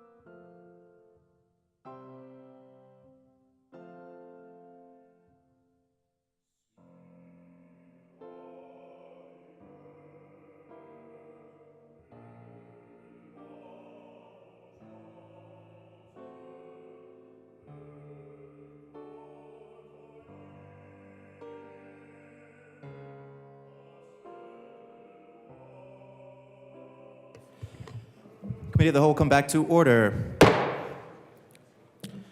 Mr. Shebel, please read Senate Bill 23-128. Senate Bill 128 by Senator Zenzinger, also Representative Byrd, concerning a supplemental appropriation to the Department of Public Health and Environment. Representative Byrd. Mr. Chair, what an honor it is to serve with you. And what an honor to serve with you. Members, I move Senate Bill 128. To the bill. Yes, thank you. So, members, this supplemental bill includes funding to respond to the monkeypox outbreak, funding for increased litigation costs that are relating to air quality regulations. The supplemental also includes funds to cover the cost of federal CDC grants and includes a grant of roll-forward spending authority to purchase air quality monitoring equipment and to execute House Bill 221358, which related to clean water in schools and child care centers. And then again, we have a reflection of an IT accounting change. I ask for a yes vote. Seeing no further discussion on Senate Bill 128, all those in favor say aye. Aye. Opposed? Senate Bill 128 passes. Mr. Shebel, please read the title of Senate Bill 23-129. Senate Bill 129 by Senator Zenzinger, also Representative Byrd, concerning a supplemental appropriation to the Department of Public Safety. Representative Byrd. Mr. Chair, I move Senate Bill 129. To the bill. Yes, so this supplemental includes an appropriation for increased fuel and maintenance costs for fleet vehicles. It includes funding to provide leased space to the Colorado Bureau of Investigations in Pueblo. Also, it includes a refinance of the School Safety Resource Center. It includes a transfer of FTEs from the Limited Gaming Unit to the Major Crimes Unit to increase capacity of the Colorado Bureau of Investigations to investigate broader crimes. It includes a reduction in lease payments for department vehicles and, again, an IT accounting change. I ask for a yes vote. Seeing no further discussion on Senate Bill 129, the motion before us is the passage of Senate Bill 129. All those in favor say aye. Aye. All those opposed? Senate Bill 129 passes. Mr. Shebel, please read the title of Senate Bill 23-130.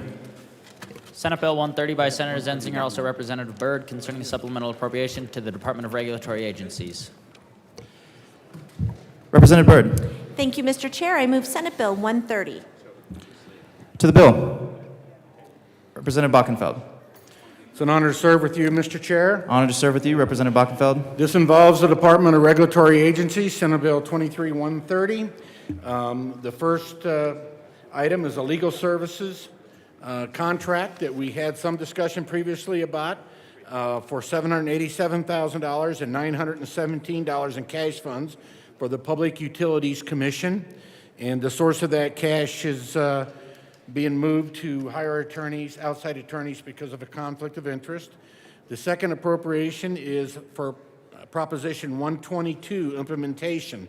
It's $700,000 general fund loan that will be repaid to the Regulatory Natural Medicine Access Program Fund. And then there was also an increase of $35,449 of cash funds to true up the appropriation for the department's vehicle lease payments as a mid-year adjustment. And then there was a letter note correction by the executive director of the JVC, and there's also the standard, what we've been seeing, the transition to real-time billing for information technology cost. I ask for an aye vote. Seeing no further discussion on Senate Bill 130, the motion before us is a passage of Senate Bill 130. All those in favor say aye. Aye. Aye. All those opposed? Senate Bill 130 passes. Mr. Shebel, please read the title of Senate Bill 23-131. Senate Bill 131 by Senator Zenzinger, also Representative Byrd, concerning supplemental appropriation to the Department of Revenue. Representative Byrd. Mr. Chair, I move Senate Bill 131. To the bill. Representative Bockenfeld. This involves the Department of Revenue, Senate Bill 23-131. It involves the racing compliance requirements. The federal government implemented a Federal Horse Racing Integrity Safety Act. In order to implement the requirements of that federal act, the department is requesting 3.0 FTE, and an increase of $179,121,000 in revenue increase that will be absorbed by the department and not passed off to the industry. There's also a real-time billing of decrease of $318,837 with the Office of transition to the Office of IT. Okay, seeing no further discussion on And I Senate Bill ask for an aye vote. Seeing no further discussion on Senate Bill 131, the motion before us is the passage of Senate Bill 131. All those in favor say aye. Aye. All those opposed? Senate Bill 131 passes. Mr. Shebel, please read the title of Senate Bill 23-132. Senate Bill 132 by Senator Zenzinger, also Representative Byrd, concerning supplemental appropriation to the Department of State. Representative Byrd. Mr. Chair, I move Senate Bill 132. To the bill. Representative Bockenfeld. This is the Department of State, Senate Bill 23-132. What it includes is, again, the real-time billing transition for the Office of Information and Technology. It's a decrease of $74,834. I ask for an aye vote. Seeing no further discussion on 132, the motion before us is the passage of Senate Bill 132. All those in favor say aye. Aye. All those opposed? Senate Bill 132 passes. Mr. Shebel, please read the title of Senate Bill 23-133. Senate Bill 133 by Senator Zenzinger, also Representative Byrd, concerning supplemental appropriation to the Department of Transportation. Representative Byrd. Mr. Chair, I move Senate Bill 133. To the bill. Representative Bockenfeld. Again, this is the Department of Transportation, Senate Bill 23-133. The only item in here is, again, the transition for real-time billing for the Office of Information Technology. It's an increase of $935,552 out of cash fund. Seeing no further discussion, the motion before us is the passage of Senate Bill 133. All those in favor say aye. Aye. All those opposed? Senate Bill 133 passes. Mr. Shebel, please read the title of Senate Bill 23-134. Senate Bill 134 by Senator Zenzinger, also Representative Byrd, concerning a supplemental appropriation to the Department of the Treasury. Representative Byrd. Mr. Chair, I move Senate Bill 134. To the bill. Representative Bockenfeld. Thank you, Mr. Chair. This is the Department of Treasury, Senate Bill 23-134. It involves a supplemental appropriation to the Unclaimed Property Technology Fund. It appropriates an increase of $53,655 out of cash funds into the Unclaimed Property Trust Fund for fiscal year 22-23. This funding would support an increase of claims processing as a result of capacity added over the last 2 fiscal years. There's a second supplemental appropriation being asked for in regards to the transition to real-time billing in the Office of Information and Technology. I ask for an aye vote. Seeing no further discussion, the motion before us is the passage of Senate Bill 134. All those in favor say aye. Aye. All those opposed? The ayes have it. Senate Bill 134 passes. Mr. Shebel, please read the title of Senate Bill 23-135. Senate Bill 135 by Senator Zenzinger, also Representative Byrd, concerning funding for capital construction and making supplemental appropriations in connection therewith. Representative Byrd. Mr. Chair, I move Senate Bill 135. To the bill. Representative Sirota. Thank you, Mr. Chair. This bill is the supplemental for capital construction and impacts 3 separate fiscal years, starting with 2019-2020, where there are 2 adjustments to include an extension of spending authority. In fiscal year 21-22, there are 2 increases in cash funds to address the Department of Higher Education's projects. And then there are 4 requests for scope reductions for 3 projects with the Department of Higher Ed and 1 for corrections. And then in the current fiscal year, 22-23, there are 2 additional requests for cash funds for a project with the Department of Military and Veterans Affairs and 1 for the Department of Higher Ed, and I ask for an aye vote. Seeing no further discussion, the motion before us is the passage of Senate Bill 23-135. All those in favor say aye. Aye. All those opposed? Senate Bill 135 passes. Mr. Shebel, please read the title of Senate Bill 23-136. Senate Bill 136 by Senators Enzinger and Kirkmeyer, also Representatives Sirota and Bockenfeld, concerning adjustments to school funding for the 2022-23 budget year and in connection therewith reducing an appropriation. Representative Sirota. Thank you, Mr. Chair. I move Senate Bill 136. To the bill. Thank you, Mr. Chair. This bill is a supplemental to make changes to the school finance total program funding for fiscal year 22-23. This is to account for the actual funded per pupil count, at-risk per pupil counts, and local revenues available for school finance for this current year. In order to make statutory changes necessary to maintain our budget stabilization factor at the current dollar amount assumed in the original appropriation, we are going to reflect actual data for student counts and local revenue coming in. The funded per pupil account is lower. However, the at-risk per pupil count is higher than anticipated, so that would call for an increase of $17 million to maintain that budget stabilization factor. However, local share of revenues has come in higher than anticipated, much higher in fact, $93.4 million higher than originally anticipated, and that nets us a result of a reduction of total share of state funding for total program, a reduction of $76.4 million. I ask for an aye vote.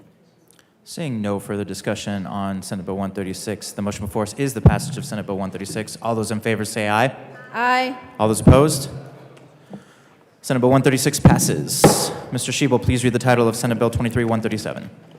Senate Bill 137 by Senators Bridges and Kirkmeyer, also Representatives Byrd and Bockenfeld, concerning the transfer of money from the general fund to the Colorado Economic Development Fund.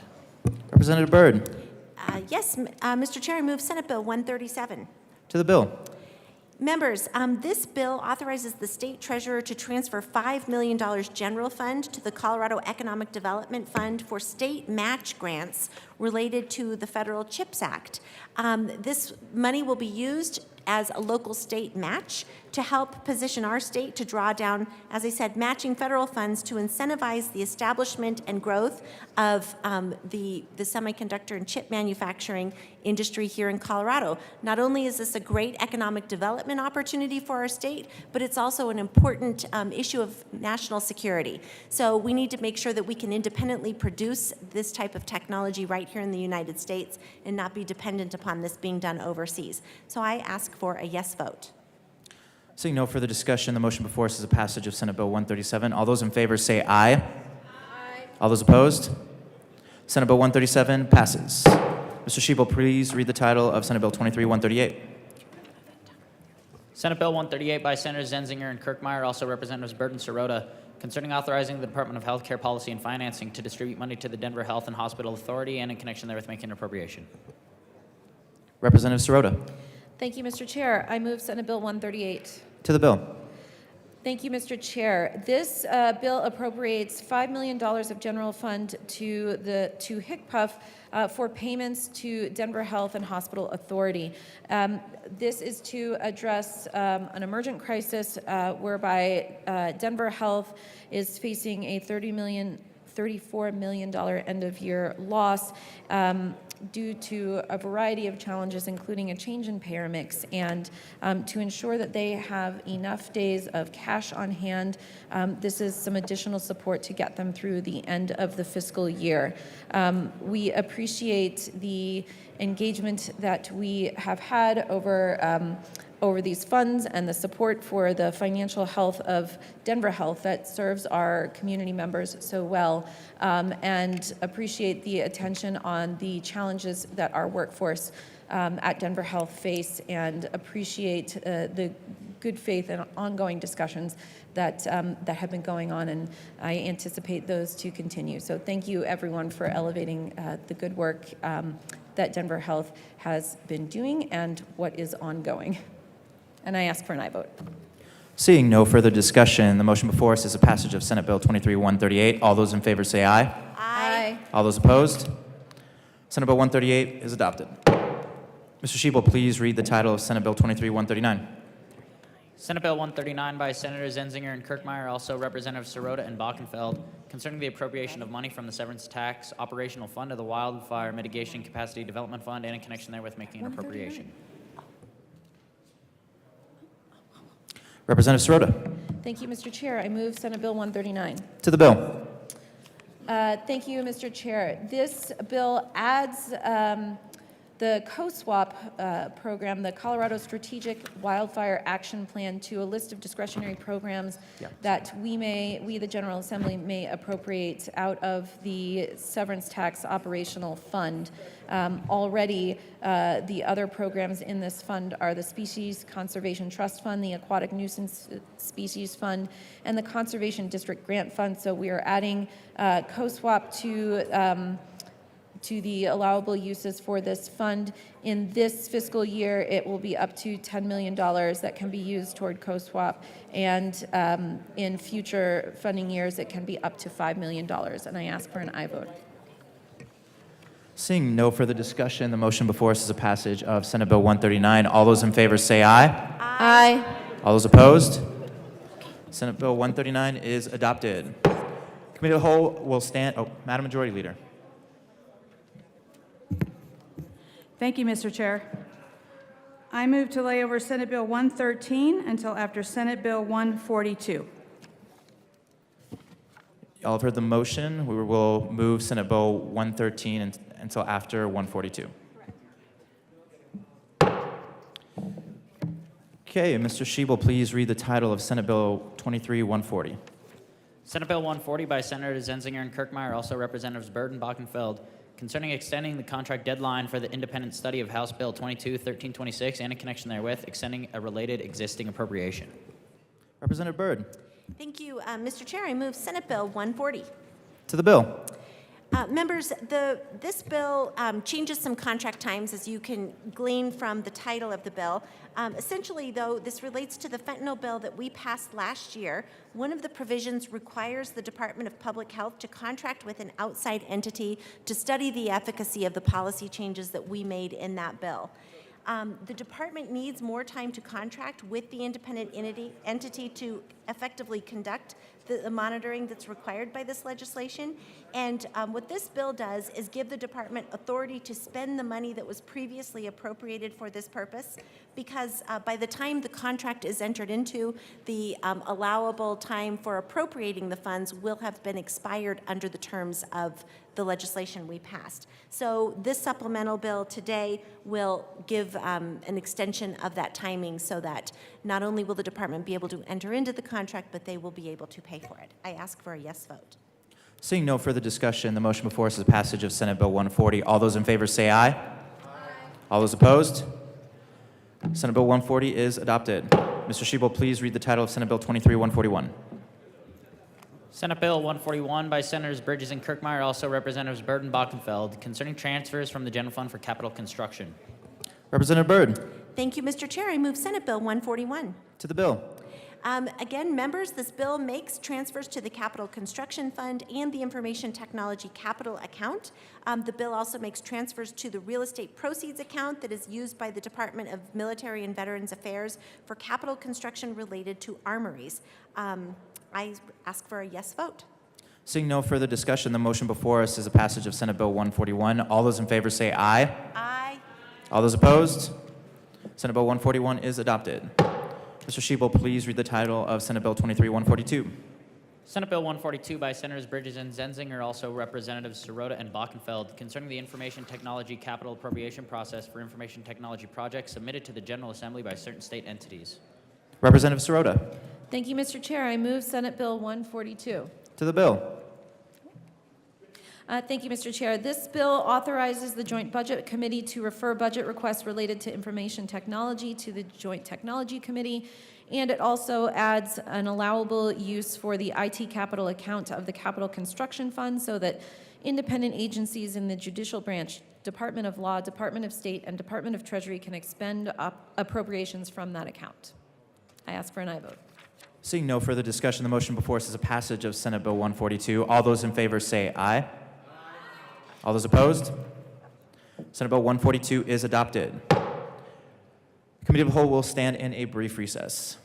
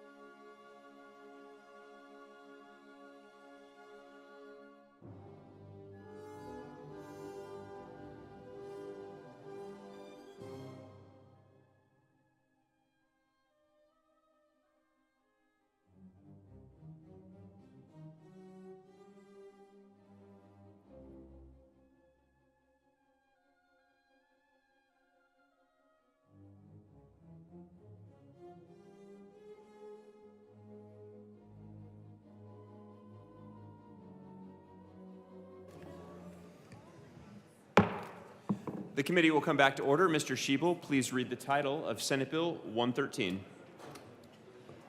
Senate Bill 113 by Senator Zenzinger, also Representative Byrd, concerning a supplemental appropriation to the Department of Corrections. Representative Byrd.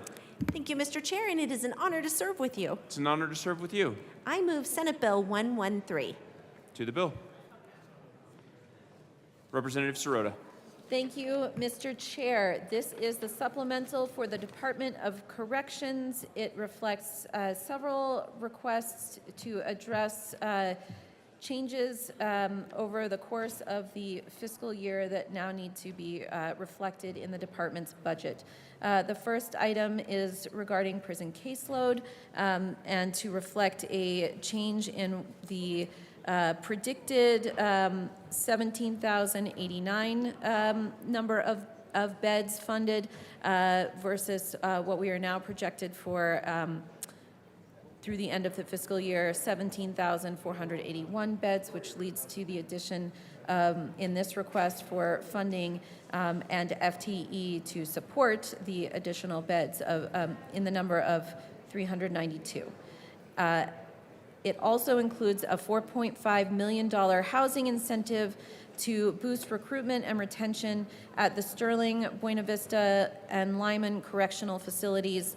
The department is working very hard to both recruit and retain the current staff that we have and are competing with places like Nebraska that are offering $15,000 signing bonuses, and they're located very close to Sterling. So it is important that that we support the department in making this effort to bring in more staff and support those who already are there. It also includes an increase of $5.2 million in general fund to reflect medical caseload for an increase in the per offender per month rate and also the projected increase in prison population. There are other requests to address an increase for food inflation, an increase for utilities inflation, as well as increased fuel and maintenance costs associated with the state's motor vehicle fleet, and an increase for facilities maintenance, some additional funding to support training at the Correctional Training Academy, and the increase in travel expenses for new recruits, as well as our favorite reflection of OIT costs. I ask for your aye vote. Representative Ortiz. Mr. Chair, I move Amendment J008 and ask that it be displayed. The amendment is properly before us. Please proceed.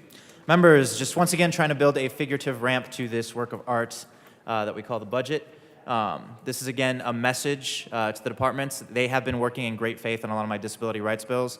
That being said, there are some amendments that they're proposing that will dilute or completely gut some of my basic access bills. So this is an attempt to try and secure basic access within the Department of Corrections, reallocating $200,000 to do so. Drop in the bucket. Also want to lift up the fact that there are several peer review studies out there that show that the majority of those being incarcerated are people with invisible and visible disabilities, disproportionately impacting the community of color. For all those reasons and more, I urge an aye vote. Representative Luck. Thank you, Chair Kennedy. Representative from Arapahoe. Sorry, thank you. I'm just wondering, can you give a little bit more detail? The direction, the Department of Corrections is important to me. I have a lot of prisons in my district, so if you could give a little bit more specificity so I better understand what this does, that would be really great. Thank you. Representative Ortiz. Thank you, Mr. Chair. I will attempt to do better. If I don't, then we can get offline and have a further discussion for the long bill. This takes from the general fund line item for Department of Corrections and then puts this in its own separate line item to secure basic access within the Department of Corrections. And so we're talking about accommodations like ramps, hearing aids, et cetera. So that would be an example. Representative Sirota. Thank you, Mr. Chair. While I very much appreciate my colleague from Arapahoe County's efforts in the chamber with his work to increase basic access across state government, and that is incredibly important work. I will ask for a no vote on this amendment. Just as a reminder, our supplemental guidelines are really to address an emergency or act of God, a technical error in accounting or in calculating the original appropriation, or data that was not available when the original appropriation was made, or an unforeseen contingency. And so I look forward to continued work on meeting basic access needs across state government, but not in this amendment, and I ask for a no vote. Seeing no further discussion, the question before us is the passage of Amendment J8. All those in favor, please say aye. Aye. All opposed, no? No. The noes have it, and the amendment fails. We're back to the bill. Representative Soper. Thank you, Mr. Chair. I move Amendment J006 and ask that it be properly displayed. Please proceed. Thank you. So members, this is a good bipartisan amendment coming together of our two sides, joined by colleagues from the other side of the aisle as well. But I want to first start by saying we want to be very, very clear with this amendment that it's not about diminishing the pivotal role that DOC has in ensuring community and public safety, because we want to be very respectful of that. However, it is our duty as lawmakers, as the General Assembly and the House of Representatives, to ensure that poor management is not rewarded. The DOC has an abundance of vacant positions. The supplemental, and don't forget, this is adding to what they already received from the legislature last year, so it's increasing that until June 30th of this year for the current fiscal year. The amendment does not decrease DOC's funding for the current year. The DOC has a budget of nearly $1 billion. They stated in hearing documents that 2/3 of their budget is for personnel services. That's nearly $660 million. It's a lot of money. They have anywhere from 1,200 to 1,600 vacancies. Again, DOC stated they had 1,600 vacancies. We even confirmed that yesterday in our caucus. And JBC staff has told us that DOC has around 1,200 vacancies. The personnel services line item can be used for FTEs. It can be used for overtime. It can be used for contract services. They can increase an employee's pay out of this as well, from a correctional officer 1 to 2. They can use it for vacancy savings in different sites and move money around. They have over 6,300 FTEs, so approximately 1/4 of their positions are currently vacant. The personnel services line item is a slush fund. Extra funds are not reverted back to the general fund. We don't get to see these funds again that they're not currently spending. There's no accountability or transparency here. Read the supplemental request in the book that each one of us was given. The second paragraph states they've already opened up beds. Already opened up beds, which includes staffing. Otherwise, DOC would not open up beds if they didn't have staffing to do so, because that's unsafe, and there's a formula that's required under both state and federal law that they have to maintain. The 5.7 FTEs actually represents 1,600 staff for the next fiscal year. The majority of the dollars, $667,000 in the amendment, is for new radios, equipment for the 16 new FTEs. 431 is related to the FTEs. There's no way DOC is going to get 16 people hired in the next couple of weeks to be able to meet the June 30 deadline. Why do they need 16 new people in a supplemental when they have already stated to the General Assembly that they have 1,600 vacancies? Let me say that one more time. 1,600 vacancies, and they're telling us in the supplemental they want 16 more. If they can't fill what they have, why are they coming back to us asking for more money to fill more positions that they have money for that they cannot fill? We're about being fiscally responsible.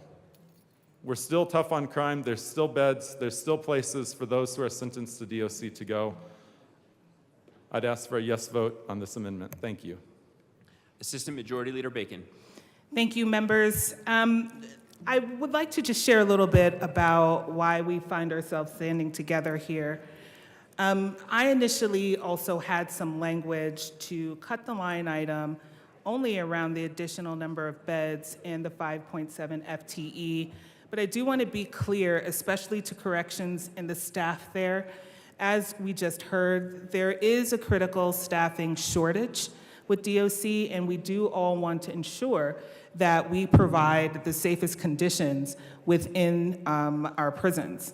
However, the challenge that myself and a few other members have had, quite honestly, do need to thank the bill sponsors for their grace in being sure that we could have these conversations before we even came here, is that we're not finding the clarity actually of how we are counting the number of people actually within our prisons and therefore the number of beds.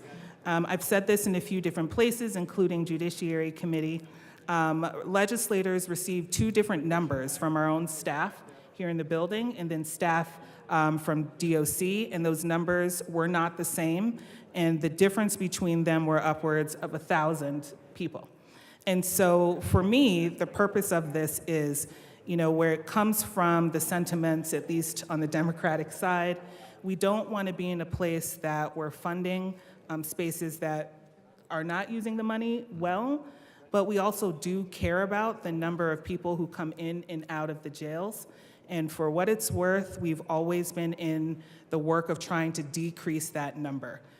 So we don't want to be in a place where we're funding things that we're just unsure if that's where it actually is, and for the purpose of prolonging, if you will, prison stays. So for me, the reason, again, for bringing this amendment was to kind of say to DOC that we need to have a better sense of what it is we are funding and what it is that we expect by way of bed count in and out over time, particularly as we approach the long bill, which is just a couple of weeks away. So again, members, this is more about getting to the nuts and bolts. This is not a denial of the support that our staff needs. I want to say that clearly. And this is not a denial of that there is a need for safety, but unfortunately, we're not able to adequately put our finger on the problem. Thank you. Representative Holtorf.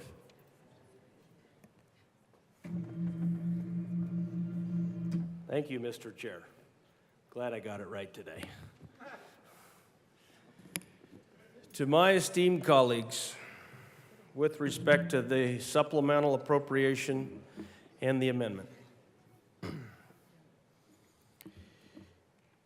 in House District 63, we have a very large correctional facility.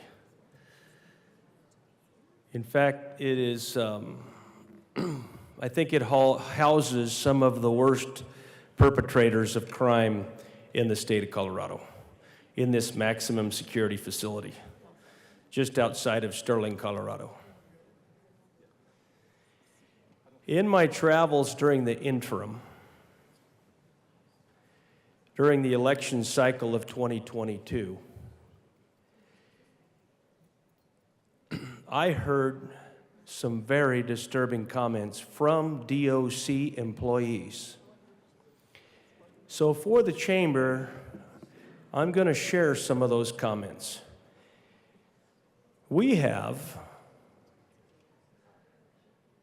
based on laws that we've passed in this chamber and the governor has signed, we have, based on actions that we have done, including the actions we do with fiscal appropriations, have not helped our Department of Corrections very well. And the reason I know this is because they told me. Morale is at an all-time low. We have legislation this session that's proposed that's going to take more of the tools in the toolbox of Department of Corrections personnel away from them in trying to handle inmates. Now, I know that's not to this amendment, so I'm going to get back to this amendment, Mr. Chair. This amendment is talking about taking FTE and funding from DOC. Now, I don't stand and align myself with my colleague with respect to we need to have less incarcerated persons, or we need to minimize or diminish the role of DOC, or try to take the resources away from them so less people can be housed. The people that are housed in DOC typically have found a pathway to get there, and many of them need to be there. How do we know this? Look at the vehicle theft rate in our state. How many times does a person have to get the chance to steal someone's vehicle before they're actually charged and prosecuted and incarcerated for stealing a vehicle? 2, 3, 4, 5 times? Because we don't want to send them to Department of Corrections. And we say, oh my, we haven't filled the beds we have. Why would we give them more beds? Well, ladies and gentlemen, let me tell you something. When you let everybody go that commits a crime and you don't prosecute them and you turn them back out on the streets and they continue to commit crimes and steal vehicles and do other nefarious things to the citizens of this country that are not the criminals, they are the victims, and then you diminish the importance of victims' rights to promote the importance of criminals' rights, you don't have your beds filled. Imagine that for all you district attorneys and deputy district attorneys that are out there not prosecuting criminals. So you can't sit here in this chamber and tell me that we're not filling the beds and they shouldn't get more beds. Look what's happening in the judicial system. Look what's happening to our crime rates. It's not okay, Colorado. Now, I'm going to get back to this. I don't support this. And I'm going to tell you why. If DOC says they need more money, they might actually need it. This is one time I stand with the appropriation. There is a new executive director of DOC. He has to right a ship that we've turned upside down. We collectively, from the top down. Morale is at an all-time low. People can't retire fast enough from DOC. They've told me, I've got 2, 3, 4 years and it can't get here fast enough because what I got to put up with in these corrections, my life isn't even safe working there. I don't think you understand how bad it is. But I was told repeatedly how bad it was all over Northeast Colorado.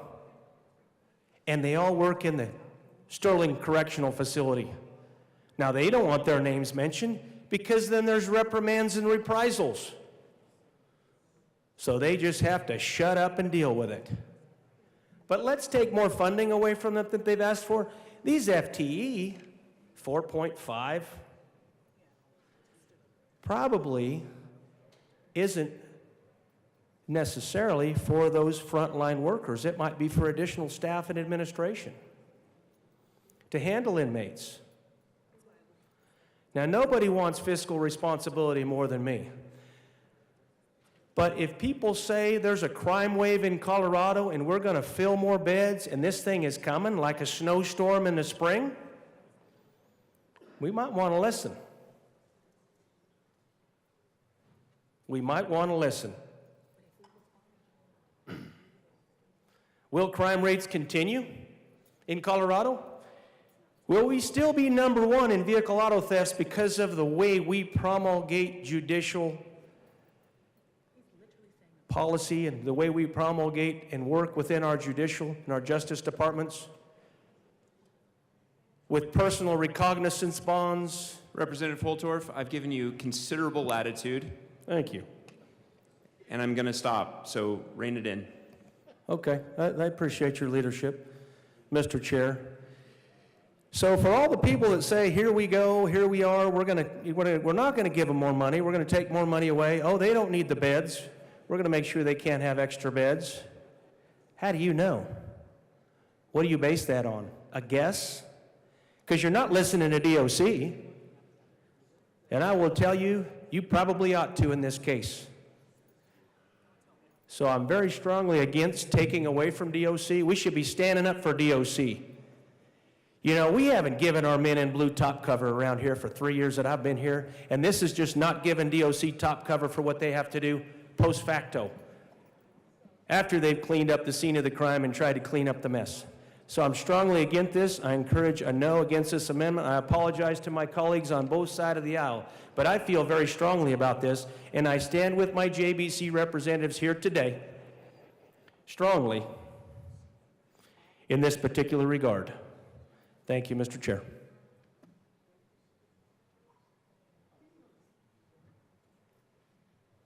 Representative Herod. Thank you, Mr. Chair. And I want to thank my colleagues, my colleague from Denver and Delta for bringing this amendment forward in a bipartisan manner. I want to remind us that impugning motives is inappropriate on the floor. And I want to say specifically to my colleague, Chair of the Black Caucus and member from Denver, we see you and appreciate your work. As someone who's the daughter of a correctional officer, I will say very clearly that I support this amendment, and I believe that DOC needs to first fill those vacancies that are open. One of my colleagues said up to 1,400 vacancies that are open right now before they request more staffing and more beds. They need to reinvest in their employees, and they need to reinvest in them today. We need to fill those vacancies and get at better staffing levels immediately. I want to also just acknowledge that we have new friends from across the aisle as well, who stand in support of this bipartisan amendment. I want to thank you all for coming forward, and I do ask for your aye vote on this amendment today. Thank you. Representative Wilson. Thank you. I ask for a yes vote on this amendment. Everyone talks about fiscal responsibility until they actually have to be fiscal responsible. This amendment does not take anything away from the DOC.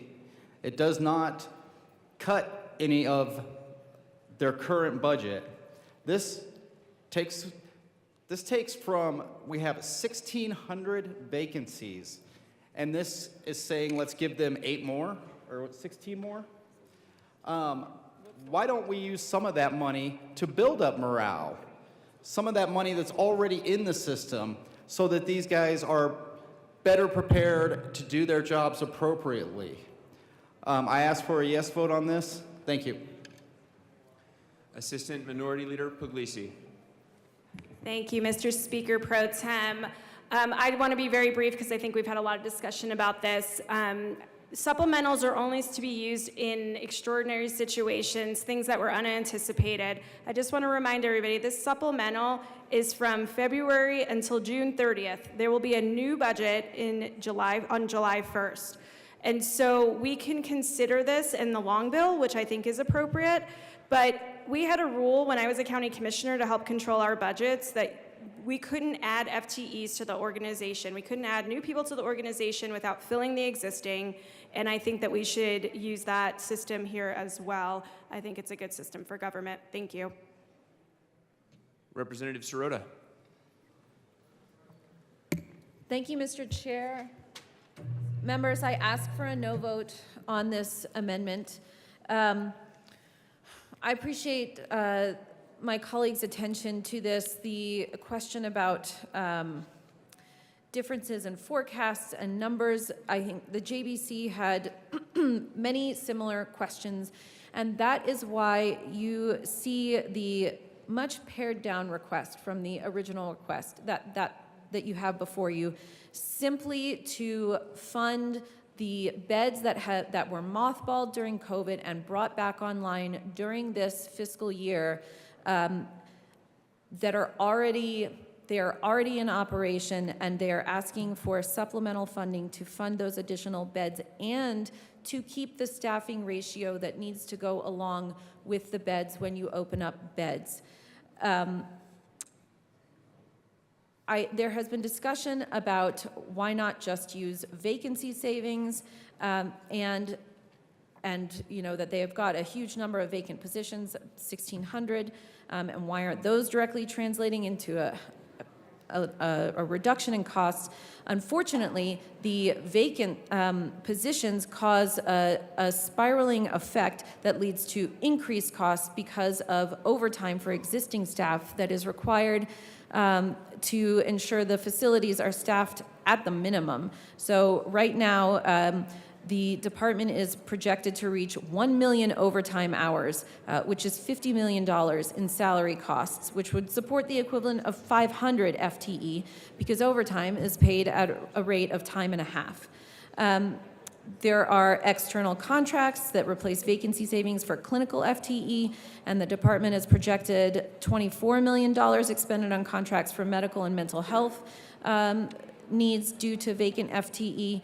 And then they have also allotted $20 million in hiring and retention incentives to reverse these negative staffing trends. Also, annual leave and sick days are paid out, projected to cost $5 million.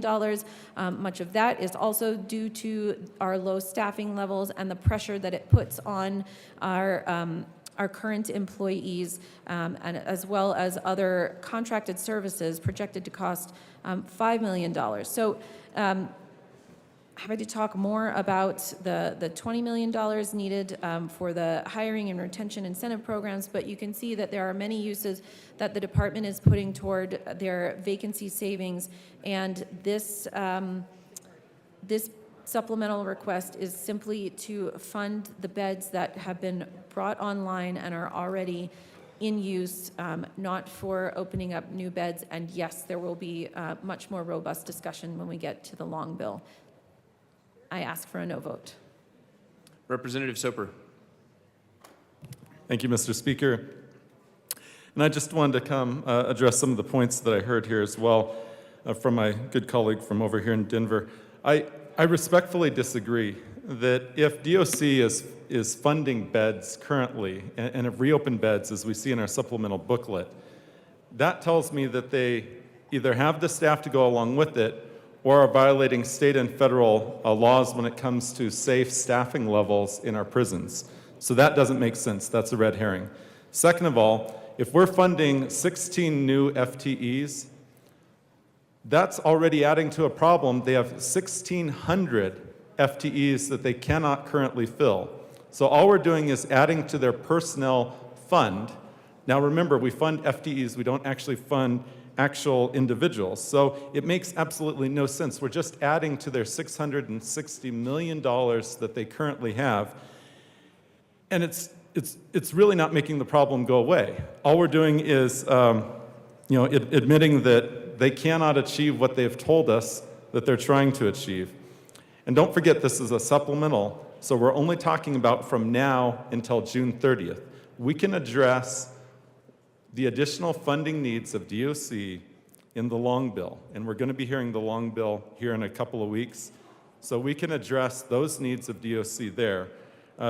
This expenditure is not appropriate for the supplemental, and remember, we're only talking $1.7 million here. So I would ask for a yes vote on the amendment. Thank you. And Mr. Speaker, I would, or Mr. Chair, sorry for the, promotion. I would call for a division at the appropriate time. A division has been requested. We will proceed with debate before we actually call the vote. Representative Luck. Thank you, Mr. Chair. So I have a number of prisons within my district, as I previously stated, and I'm seriously concerned about removing any funding whatsoever from them. I have individuals in my district who are working 16 or 17 hours a day. They have, many of them, an hour-long commute to come back and do it all again. They're working extreme amounts of overtime, and that's putting burden on not only them and their families, their own health in every area, but also on those people who are inmates in those prisons. There are inmates who are actually causing harm to to guards or to other inmates in order to be able to access solitary confinement because they believe that's a safer place for them to be located than in general population because of staffing shortages and other such things that are going on. And so I have been talking to DOC about this, and I just got a text from them that said we would urge a no vote on any amendment that strips the FTE requests. The beds we are seeking to fund have already been brought back online after being shut down for COVID budget savings. This means that the functions that need to be performed by the FTE requested are being completed with existing staff. Staff are taking on the work of 16 FTE. The funding covers the overtime this incurs and covers assistance with places to sleep for those guards, coffee, food while covering multiple shifts. Removing the FTE disrupts the staffing ratios going forward and results in an inability to pay overtime needed while we are understaffed. We're talking about a handful of FTE here, ladies and gentlemen. I encourage us to honor this request and honor the people both who are serving as prison guards and those who are in the facilities. Provide them with this additional funding so that they can ensure as healthy of an environment as they possibly can in this time of short staffing. Thank you. Representative Bockenfeld. Thank you, Mr. Chair. Members, we know there is a crime wave occurring out there today. We know why it has occurred. You have to get ahead of the curve. You have to be prepared. You have to hire in case it does. If it doesn't come, that's great. Great for the people. But if a crime wave hits and we don't have trained staff and we haven't hired enough staff and we haven't put enough checks and balances in place to deal with the issues that may be coming forward to us, and that's all the Department of Corrections has asked, is let us be prepared for what we know is going to happen. And that may be requiring to give some bonuses. It may requiring offering other services and stuff to attract people in a very stressed system at this time. Nobody's practiced fiscal responsibility more than I have in my career as an elected official. And I can tell you right now, this is a fiscally responsible decision. And I don't want to debate all the intricacies of why it's a fiscally responsible decision here today on this floor. But if you want to talk offline, I can tell you why it's fiscally responsible. We got to get ahead of the curve. We got to be prepared. I ask for a no vote on this amendment. Representative Byrd. Thank you, Mr. Chair. And members, I just appreciate the respectful dialogue that has taken place on the floor today. I've heard a lot of great discussion. I do want to make clear, though, that the beds that we are requesting funding for in this supplemental are already occupied. So this isn't a theoretical question about what we think we might need in the future. This is what we know we need to make. During the course of the pandemic, many beds were shut down because it was unsafe to keep people housed too closely together. So as safely as the department could, to find who are those people who are best suited to move into less supervision or some other way. That was conducted because we needed to. So those beds were taken offline. But as we have seen, and right now, here's the other thing. In terms of budgeting, we have a legislative services, a nonpartisan staff forecast that looks to the future to find out what is going to be our prison population going into the future. So does the Division of Criminal Justice. They have another forecast. So there are two competing forecasts, and I recognize that two competing forecasts can cause confusion when you are looking, well, who's right? But both forecasts showed an expectation that prison population was going to increase. I believe back as far as last June, those two forecasts were divergent, yes, but they both projected increasing prison population. Since that time, both of those forecasts have merged. I think there are just maybe 40 or 50 people off. So there is no disagreement that there is capacity. We must fund the beds that are already open. So those beds that have been brought back online were beds that were previously taken offline during the pandemic. They're back online because we need to find space to bring people who legally are required to be within Department of Corrections custody.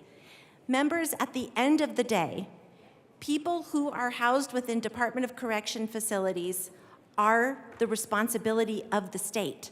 It is our responsibility to keep these individuals safe while they are in our custody. It is also our responsibility to keep our employees safe.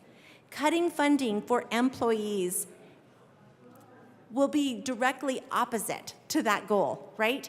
So we must keep our employees safe, and also we must do what's necessary to stave off the hemorrhaging of staff right now. Here's the other piece too, to the extent that we're not funding,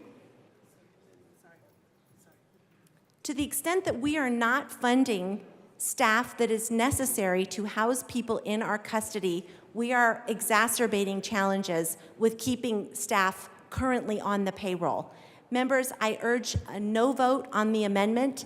It will create extreme problems for the department as they are trying to carry out their statutory responsibility to safely house those individuals who are within their custody. It will also create challenges to safe employment for our staff as well. Thank you.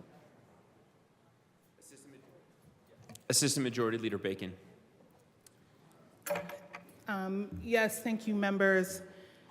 I also first, I'm going to go ahead and call for a division on this vote. And so I just wanted to be sure we did that. And then, lastly, I wanted to say, for what it's worth, to reiterate the commitment to our staff and safety, and to not be construed as someone who does not care about that or what it is that we're putting forward. I want to be sure that, at least from a sponsor of this amendment, that is made very clear. This is not a amendment that is being brought because we do not believe in the important work that is being done, nor are we callous in the sense that we don't care about people's safety. We're bringing it at a time where we have an opportunity to also look at the budget moving forward and to push us all into having a better understanding of what DOC is contending with so that we can treat it properly. And so again, on behalf of myself as a sponsor of this amendment is not coming from a place of lack of care. It is critically important to me, but it's important to the legislature, again, that we have a better sense of what our agencies are contending with so that we can respond properly. So again, thank you to the bill sponsors. Thank you for your grace, and thank you to the same for DOC. And again, I'll go ahead and ask for the division.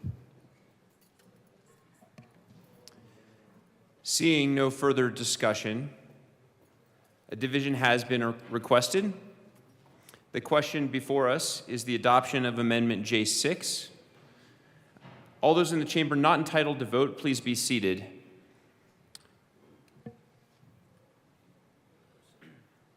We'll just give a few members a moment to get back to their chairs.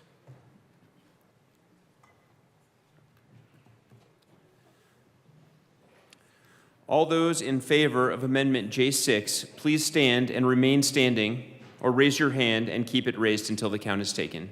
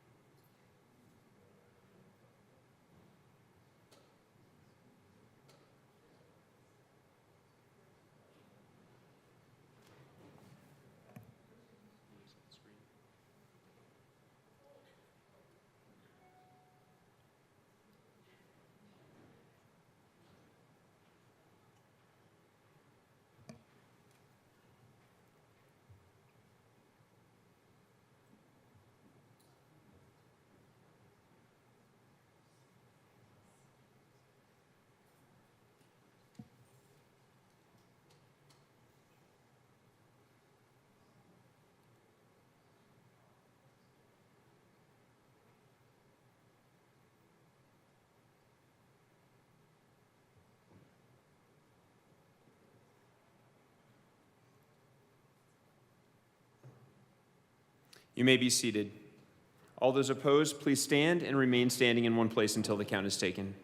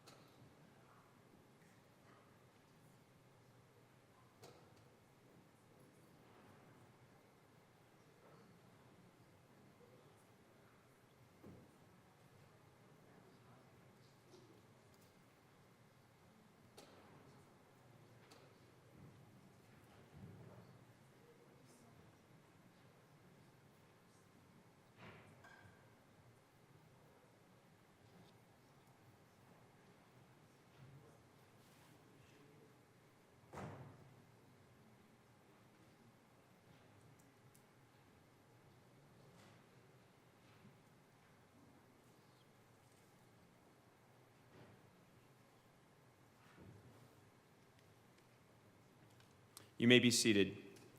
The noes have it and the amendment fails. We are back to the bill. Is there further discussion on Senate Bill 113? Seeing none, the question before us is the adoption of Senate Bill 113. All those in favor, please say aye. Aye. All opposed, no. The ayes have it and the bill passes. Majority Leader Duran. Thank you, Mr. Chair. I move that the committee rise and report. Seeing no objection, the committee will rise and report.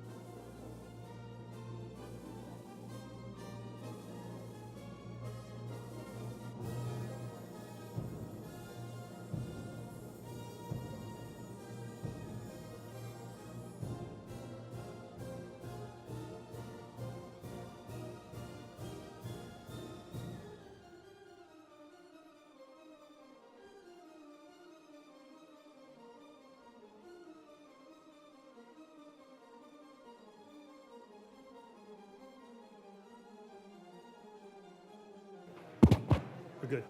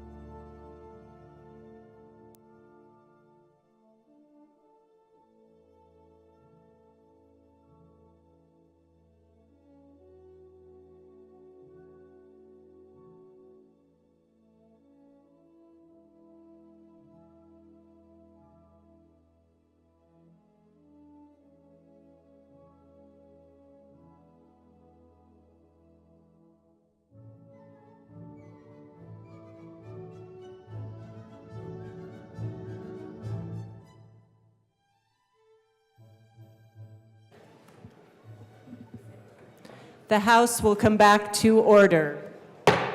Mr. Schiebel, please read the report of the Committee of the Whole. Madam Speaker, your Committee of the Whole begs leave to report it has under consideration the following touch bills, being the second reading of and making the following recommendations thereon. Senate Bill 112, 113, 114, 115, 116, 117, 118, 119 as amended, 120, 121, 122, 123, 124 as amended, 125 as amended, 126, 127, 128, 129, 130, 131, 132, 133, 134, 135, 136, 137, 138, 139, 140, 141, 142. Pass on second reading in order to revise and place on the calendar for third reading and final passage. Mr. Schiebel. Well done. Speaker Pro Tem Kennedy. Thank you, Madam Speaker. I move the House adopt the report of the Committee of the Whole. Members, you've heard the motion. There are amendments at the desk. Mr. Schiebel, please read the Bottoms amendment to the Committee of the Whole report. Representative Bottoms moved to amend the report of the Committee of the Whole to reverse the action taken by the committee and not adopting the following Bottoms, DeGraff, Puglisi, and Lynch Amendment J3 to Senate Bill 123 to show that said amendment passed and that Senate Bill 123 as amended passed. Representative Bottoms.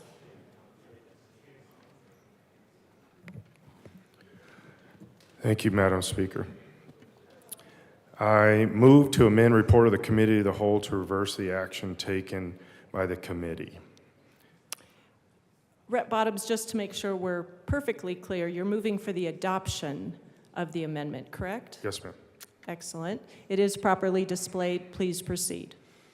Again, coming back to the subject of how much money we spend, how much time we spend in this room, and how much money is about that, I think this amendment just makes sense that we are trying to limit our time in this space, and that gives that money back to the general fund. It makes it available, I guess, to be used for whatever. I haven't specified that, but it definitely limits us so that we have the ability to limit this budget in a budgetary mentality, but also put us back into the lives of the people, which I think is what the people would actually prefer.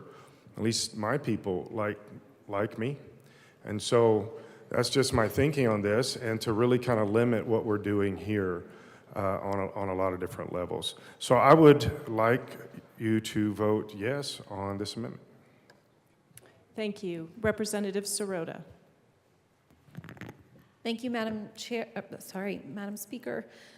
Members, I ask for a no vote on this amendment. It is important that we continue to fund all of the work that is going on right now in this fiscal year through the end of the year to ensure that all of our staff and everyone who works so very hard on behalf of our constituents to work to make the folks' lives better in Colorado are actually able to get paid for the rest of the year. Seeing no further discussion, the question is the adoption of the Bottoms Amendment to the Committee of the Whole report. Mr. Schiebel, please open the machine and members proceed to vote. Representative Parenti, how do you vote? No. Representative Parenti votes no.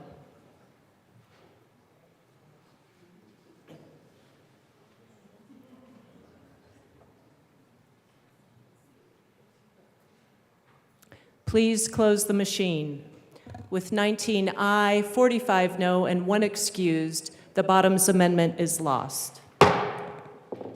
Mr. Schiebel, please read the Holtorf Amendment to the Committee of the Whole. Representative Holtorf moved to amend the report of the Committee of the Whole to reverse the action taken by the committee and not adopting the following Ortiz Amendment J2 to Senate Bill 119 to show that said amendment passed and that Senate Bill 119 as amended passed. Representative Holtorf. Thank you, Madam Speaker. I move to amend the report of the Committee of the Whole to reverse the action taken by the committee and not adopting the Ortiz Amendment J002 to Senate Bill 23119 with a favorable recommendation. The amendment is properly displayed. Please proceed. Thank you, Madam Speaker. This particular reversal, and if you could turn it, can you turn it over to the other side, please?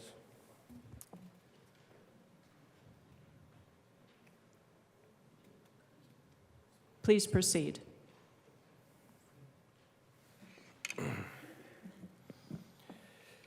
To separate the wheat from the chaff, we're asking for $200,000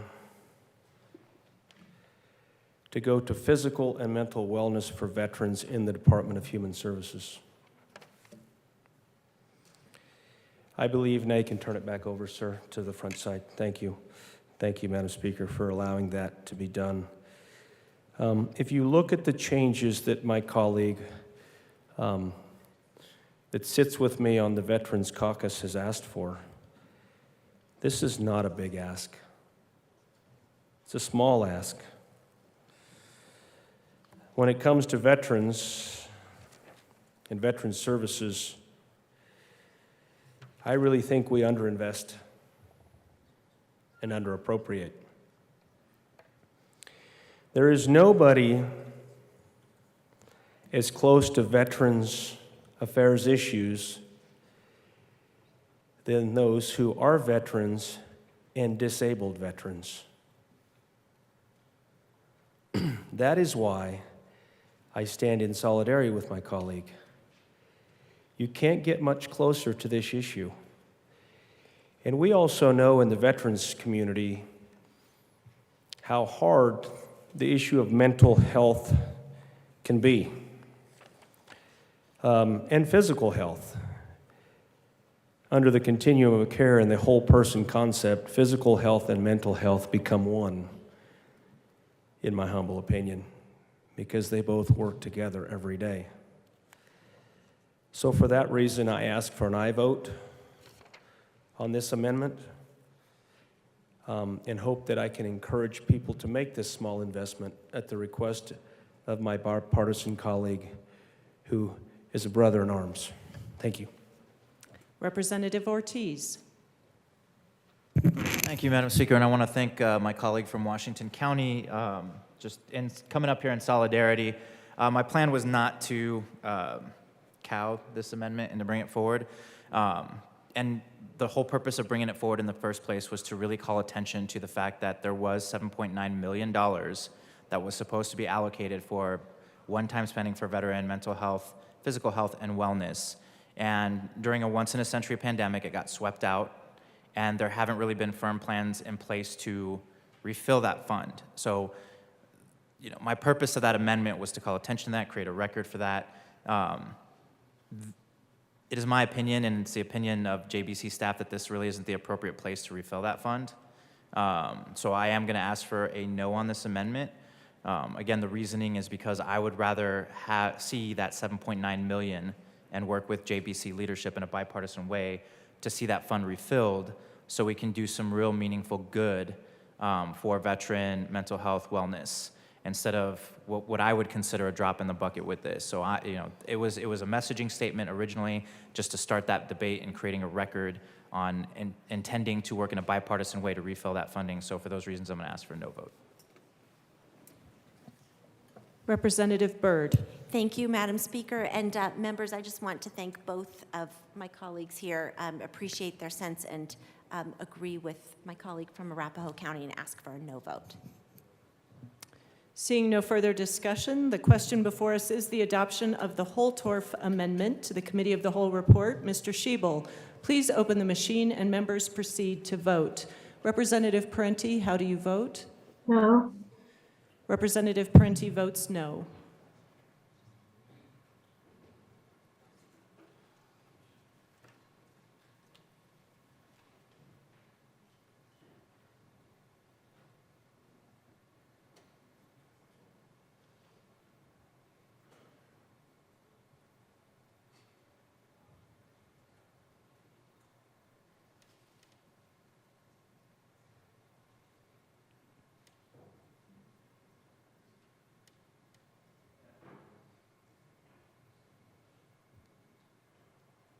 Please close the machine.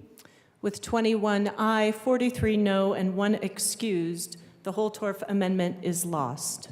There are no further amendments at the desk. Members, the question before us is the adoption of the Committee of the Whole report. Mr. Schiebel, please open the machine and members proceed to vote. Representative Parenti, how do you vote? Yes. Representative Parenti votes yes.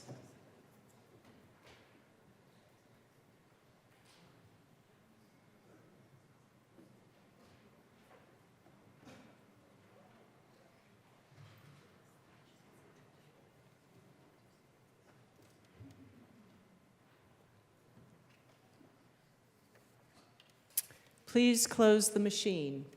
With 45 aye, 19 no, and 1 excuse, the Committee of the Whole report is adopted. Thank you, members. Additional announcements and introductions.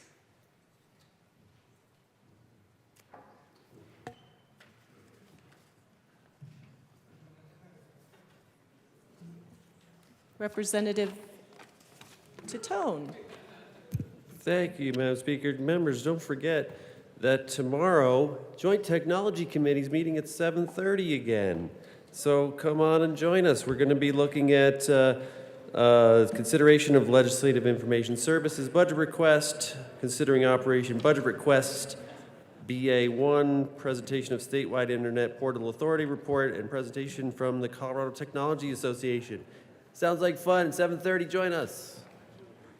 Representative Valdez.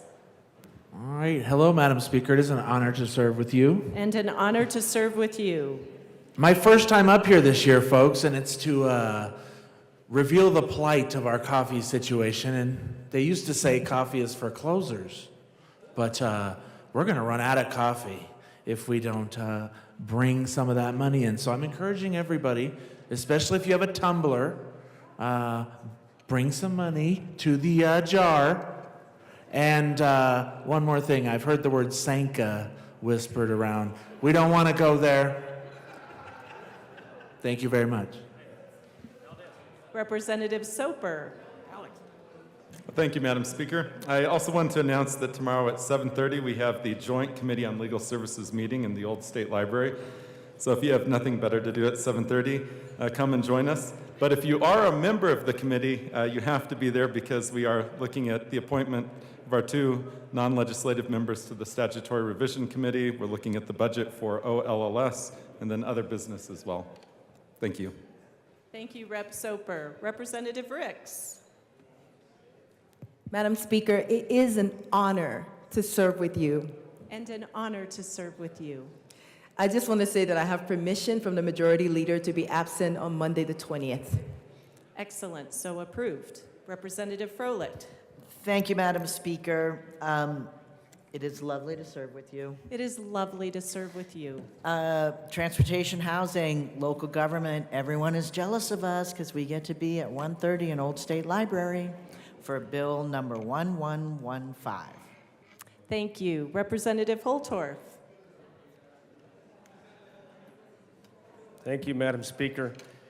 I've been asked to remind our chamber that the National Association of Insurance and Financial Advisors is at the Baptist Church across the street. They're inviting members to come over to a taco bar for lunch and visit with their members. And Madam Chair, I have a second announcement. Can I raise my hand again? Not necessary. Oh. Hey. Please continue. Thank you, Speaker Pro Tem. That was a voice change. The other announcement is the doctor is in. For those of us that don't know what that means, if you remember the old Peanuts cartoon, downstairs, I believe in 109, we do have doctors that come to the Capitol, and they are available. I'm not sure the days, but I'm going to work with leadership so we can announce that more often. Our physical and mental health, 106, I've been told. So in room 106, they are here to help us with our health, physical, behavioral, the continuum of care. Now, being the ranking member of public health and knowing that our chair, Representative Michael St-Genet, is so worried and concerned about the state of health in our state and in our chamber, I encourage all of you to, if you need, please go down there and visit those folks for everything and anything. Oftentimes, they will see things and do things for you that can be very helpful with your physical and or mental well-being. So please use them as a resource and visit them and thank them for their pro bono work to keep us healthy while we do the people's work. Thank you, Mr. Speaker Pro Tem.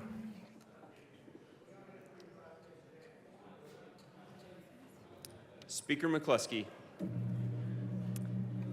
Thank you, Mr. Speaker Pro Tem. It is an honor to serve with you. It's an honor to serve with you. We have a tribute, members, that we would like to have read at length.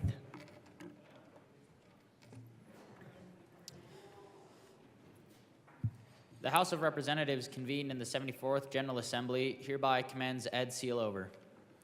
Over the past 17 years, Ed Sealover has covered the state capitol for the Colorado Springs Gazette, Rocky Mountain News, and the Denver Business Journal. He was awarded Colorado Journalist of the Year by the Society of Professional Journalists for his coverage of the pandemic and the effects it has had on the business community in 2020. In a time of uncertainty, he never wavered in his commitment to giving those in the business community a voice. He was also the state's best beer and brewery reporter and has 2 books to his name, including one on beer and tourism to help people explore Colorado. The Colorado House of Representatives is proud to thank Ed Sealover for his dedication to keeping Coloradans informed and reporting on stories that matter. On request of Representatives Julie McCluskey and Monica Duran, given this 15th day of February 2023, State Capitol, Denver. Majority Leader Duran. Thank you, Mr. Speaker Pro Tem. Ed Sealover epitomizes the role of the press in democracy, always in search of the truth, determined to hold those in positions of power accountable, and unafraid to shine an unbiased, nonpartisan light on the workings of government. He has spent 28 years in this profession, and the last 17 at the state capitol. He was first with the Colorado Springs Gazette, briefly with the Rocky Mountain News before it closed in 2019, and then covering business for the Denver Business Journal. Ed was named Colorado Journalist of the Year for 2020 by the Society of Professional Journalists. He covered state government, economic development, transportation, hospitality, tourism, and the beverage industry, writing about 500 stories per year. Plus, Ed is also a constituent of mine, which I am so proud to say. I think we first met at, might have been an Irish pub in the district, just to kind of meet and, you know, have some great beer and talk over local issues that were going on. So, Ed, it's been an honor to know you, and I know you will continue to be my constituent, and thank you for being here today. Speaker McCluskey. Thank you, Mr. Speaker Pro Tem. What an honor it is to recognize Ed today. 12 years ago, I started working in this building for Lieutenant Governor Joe Garcia, and one of the first people I met out of the Media Corps was Ed. He brought not only tremendous integrity and professionalism to his role, but a twinkle in his eye, a smile on his face, and an openness to truly listen. In the years I spent with him then, as a somewhat fresh-faced, hopeful, aspiring politician way back then, I heard from Ed in his stories a commitment to fairness, a commitment to making sure that every voice was heard. His commitment to this building, this institution, and our work is not only impressive, but powerful, because he leaves behind a legacy that I hope future reporters will strive to emulate, will strive to carry forward in their work. And I want to share just one little tidbit with you in closing. A few weeks ago, a month ago, Ed came in for a story and was busy taking notes. And I said something to him about recording our conversation, right? Smartphones have made that very easy for reporters. They can record everything we say. And he said, no, I do the shorthand thing. And I knew in that moment it was part of his secret recipe because he was truly listening to me. He wasn't letting the phone do that work. He was invested in what I was trying to communicate. That is true journalism, true reporting. Ed, thank you for your commitment to all of us. We want to honor you today. We will miss you in this building. And we also want to recognize your wife, who probably sacrificed many late evenings while Ed was here covering stories. We'd like to recognize Ed.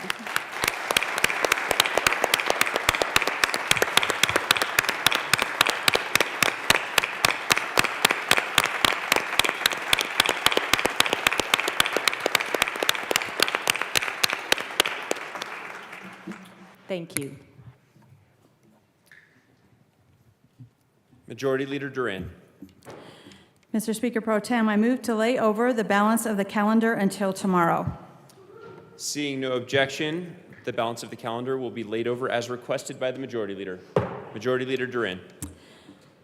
Thank you, Mr. Speaker Pro Tem. I move that the House stand in recess until later today. Seeing no objection, the House will stand in recess until later today.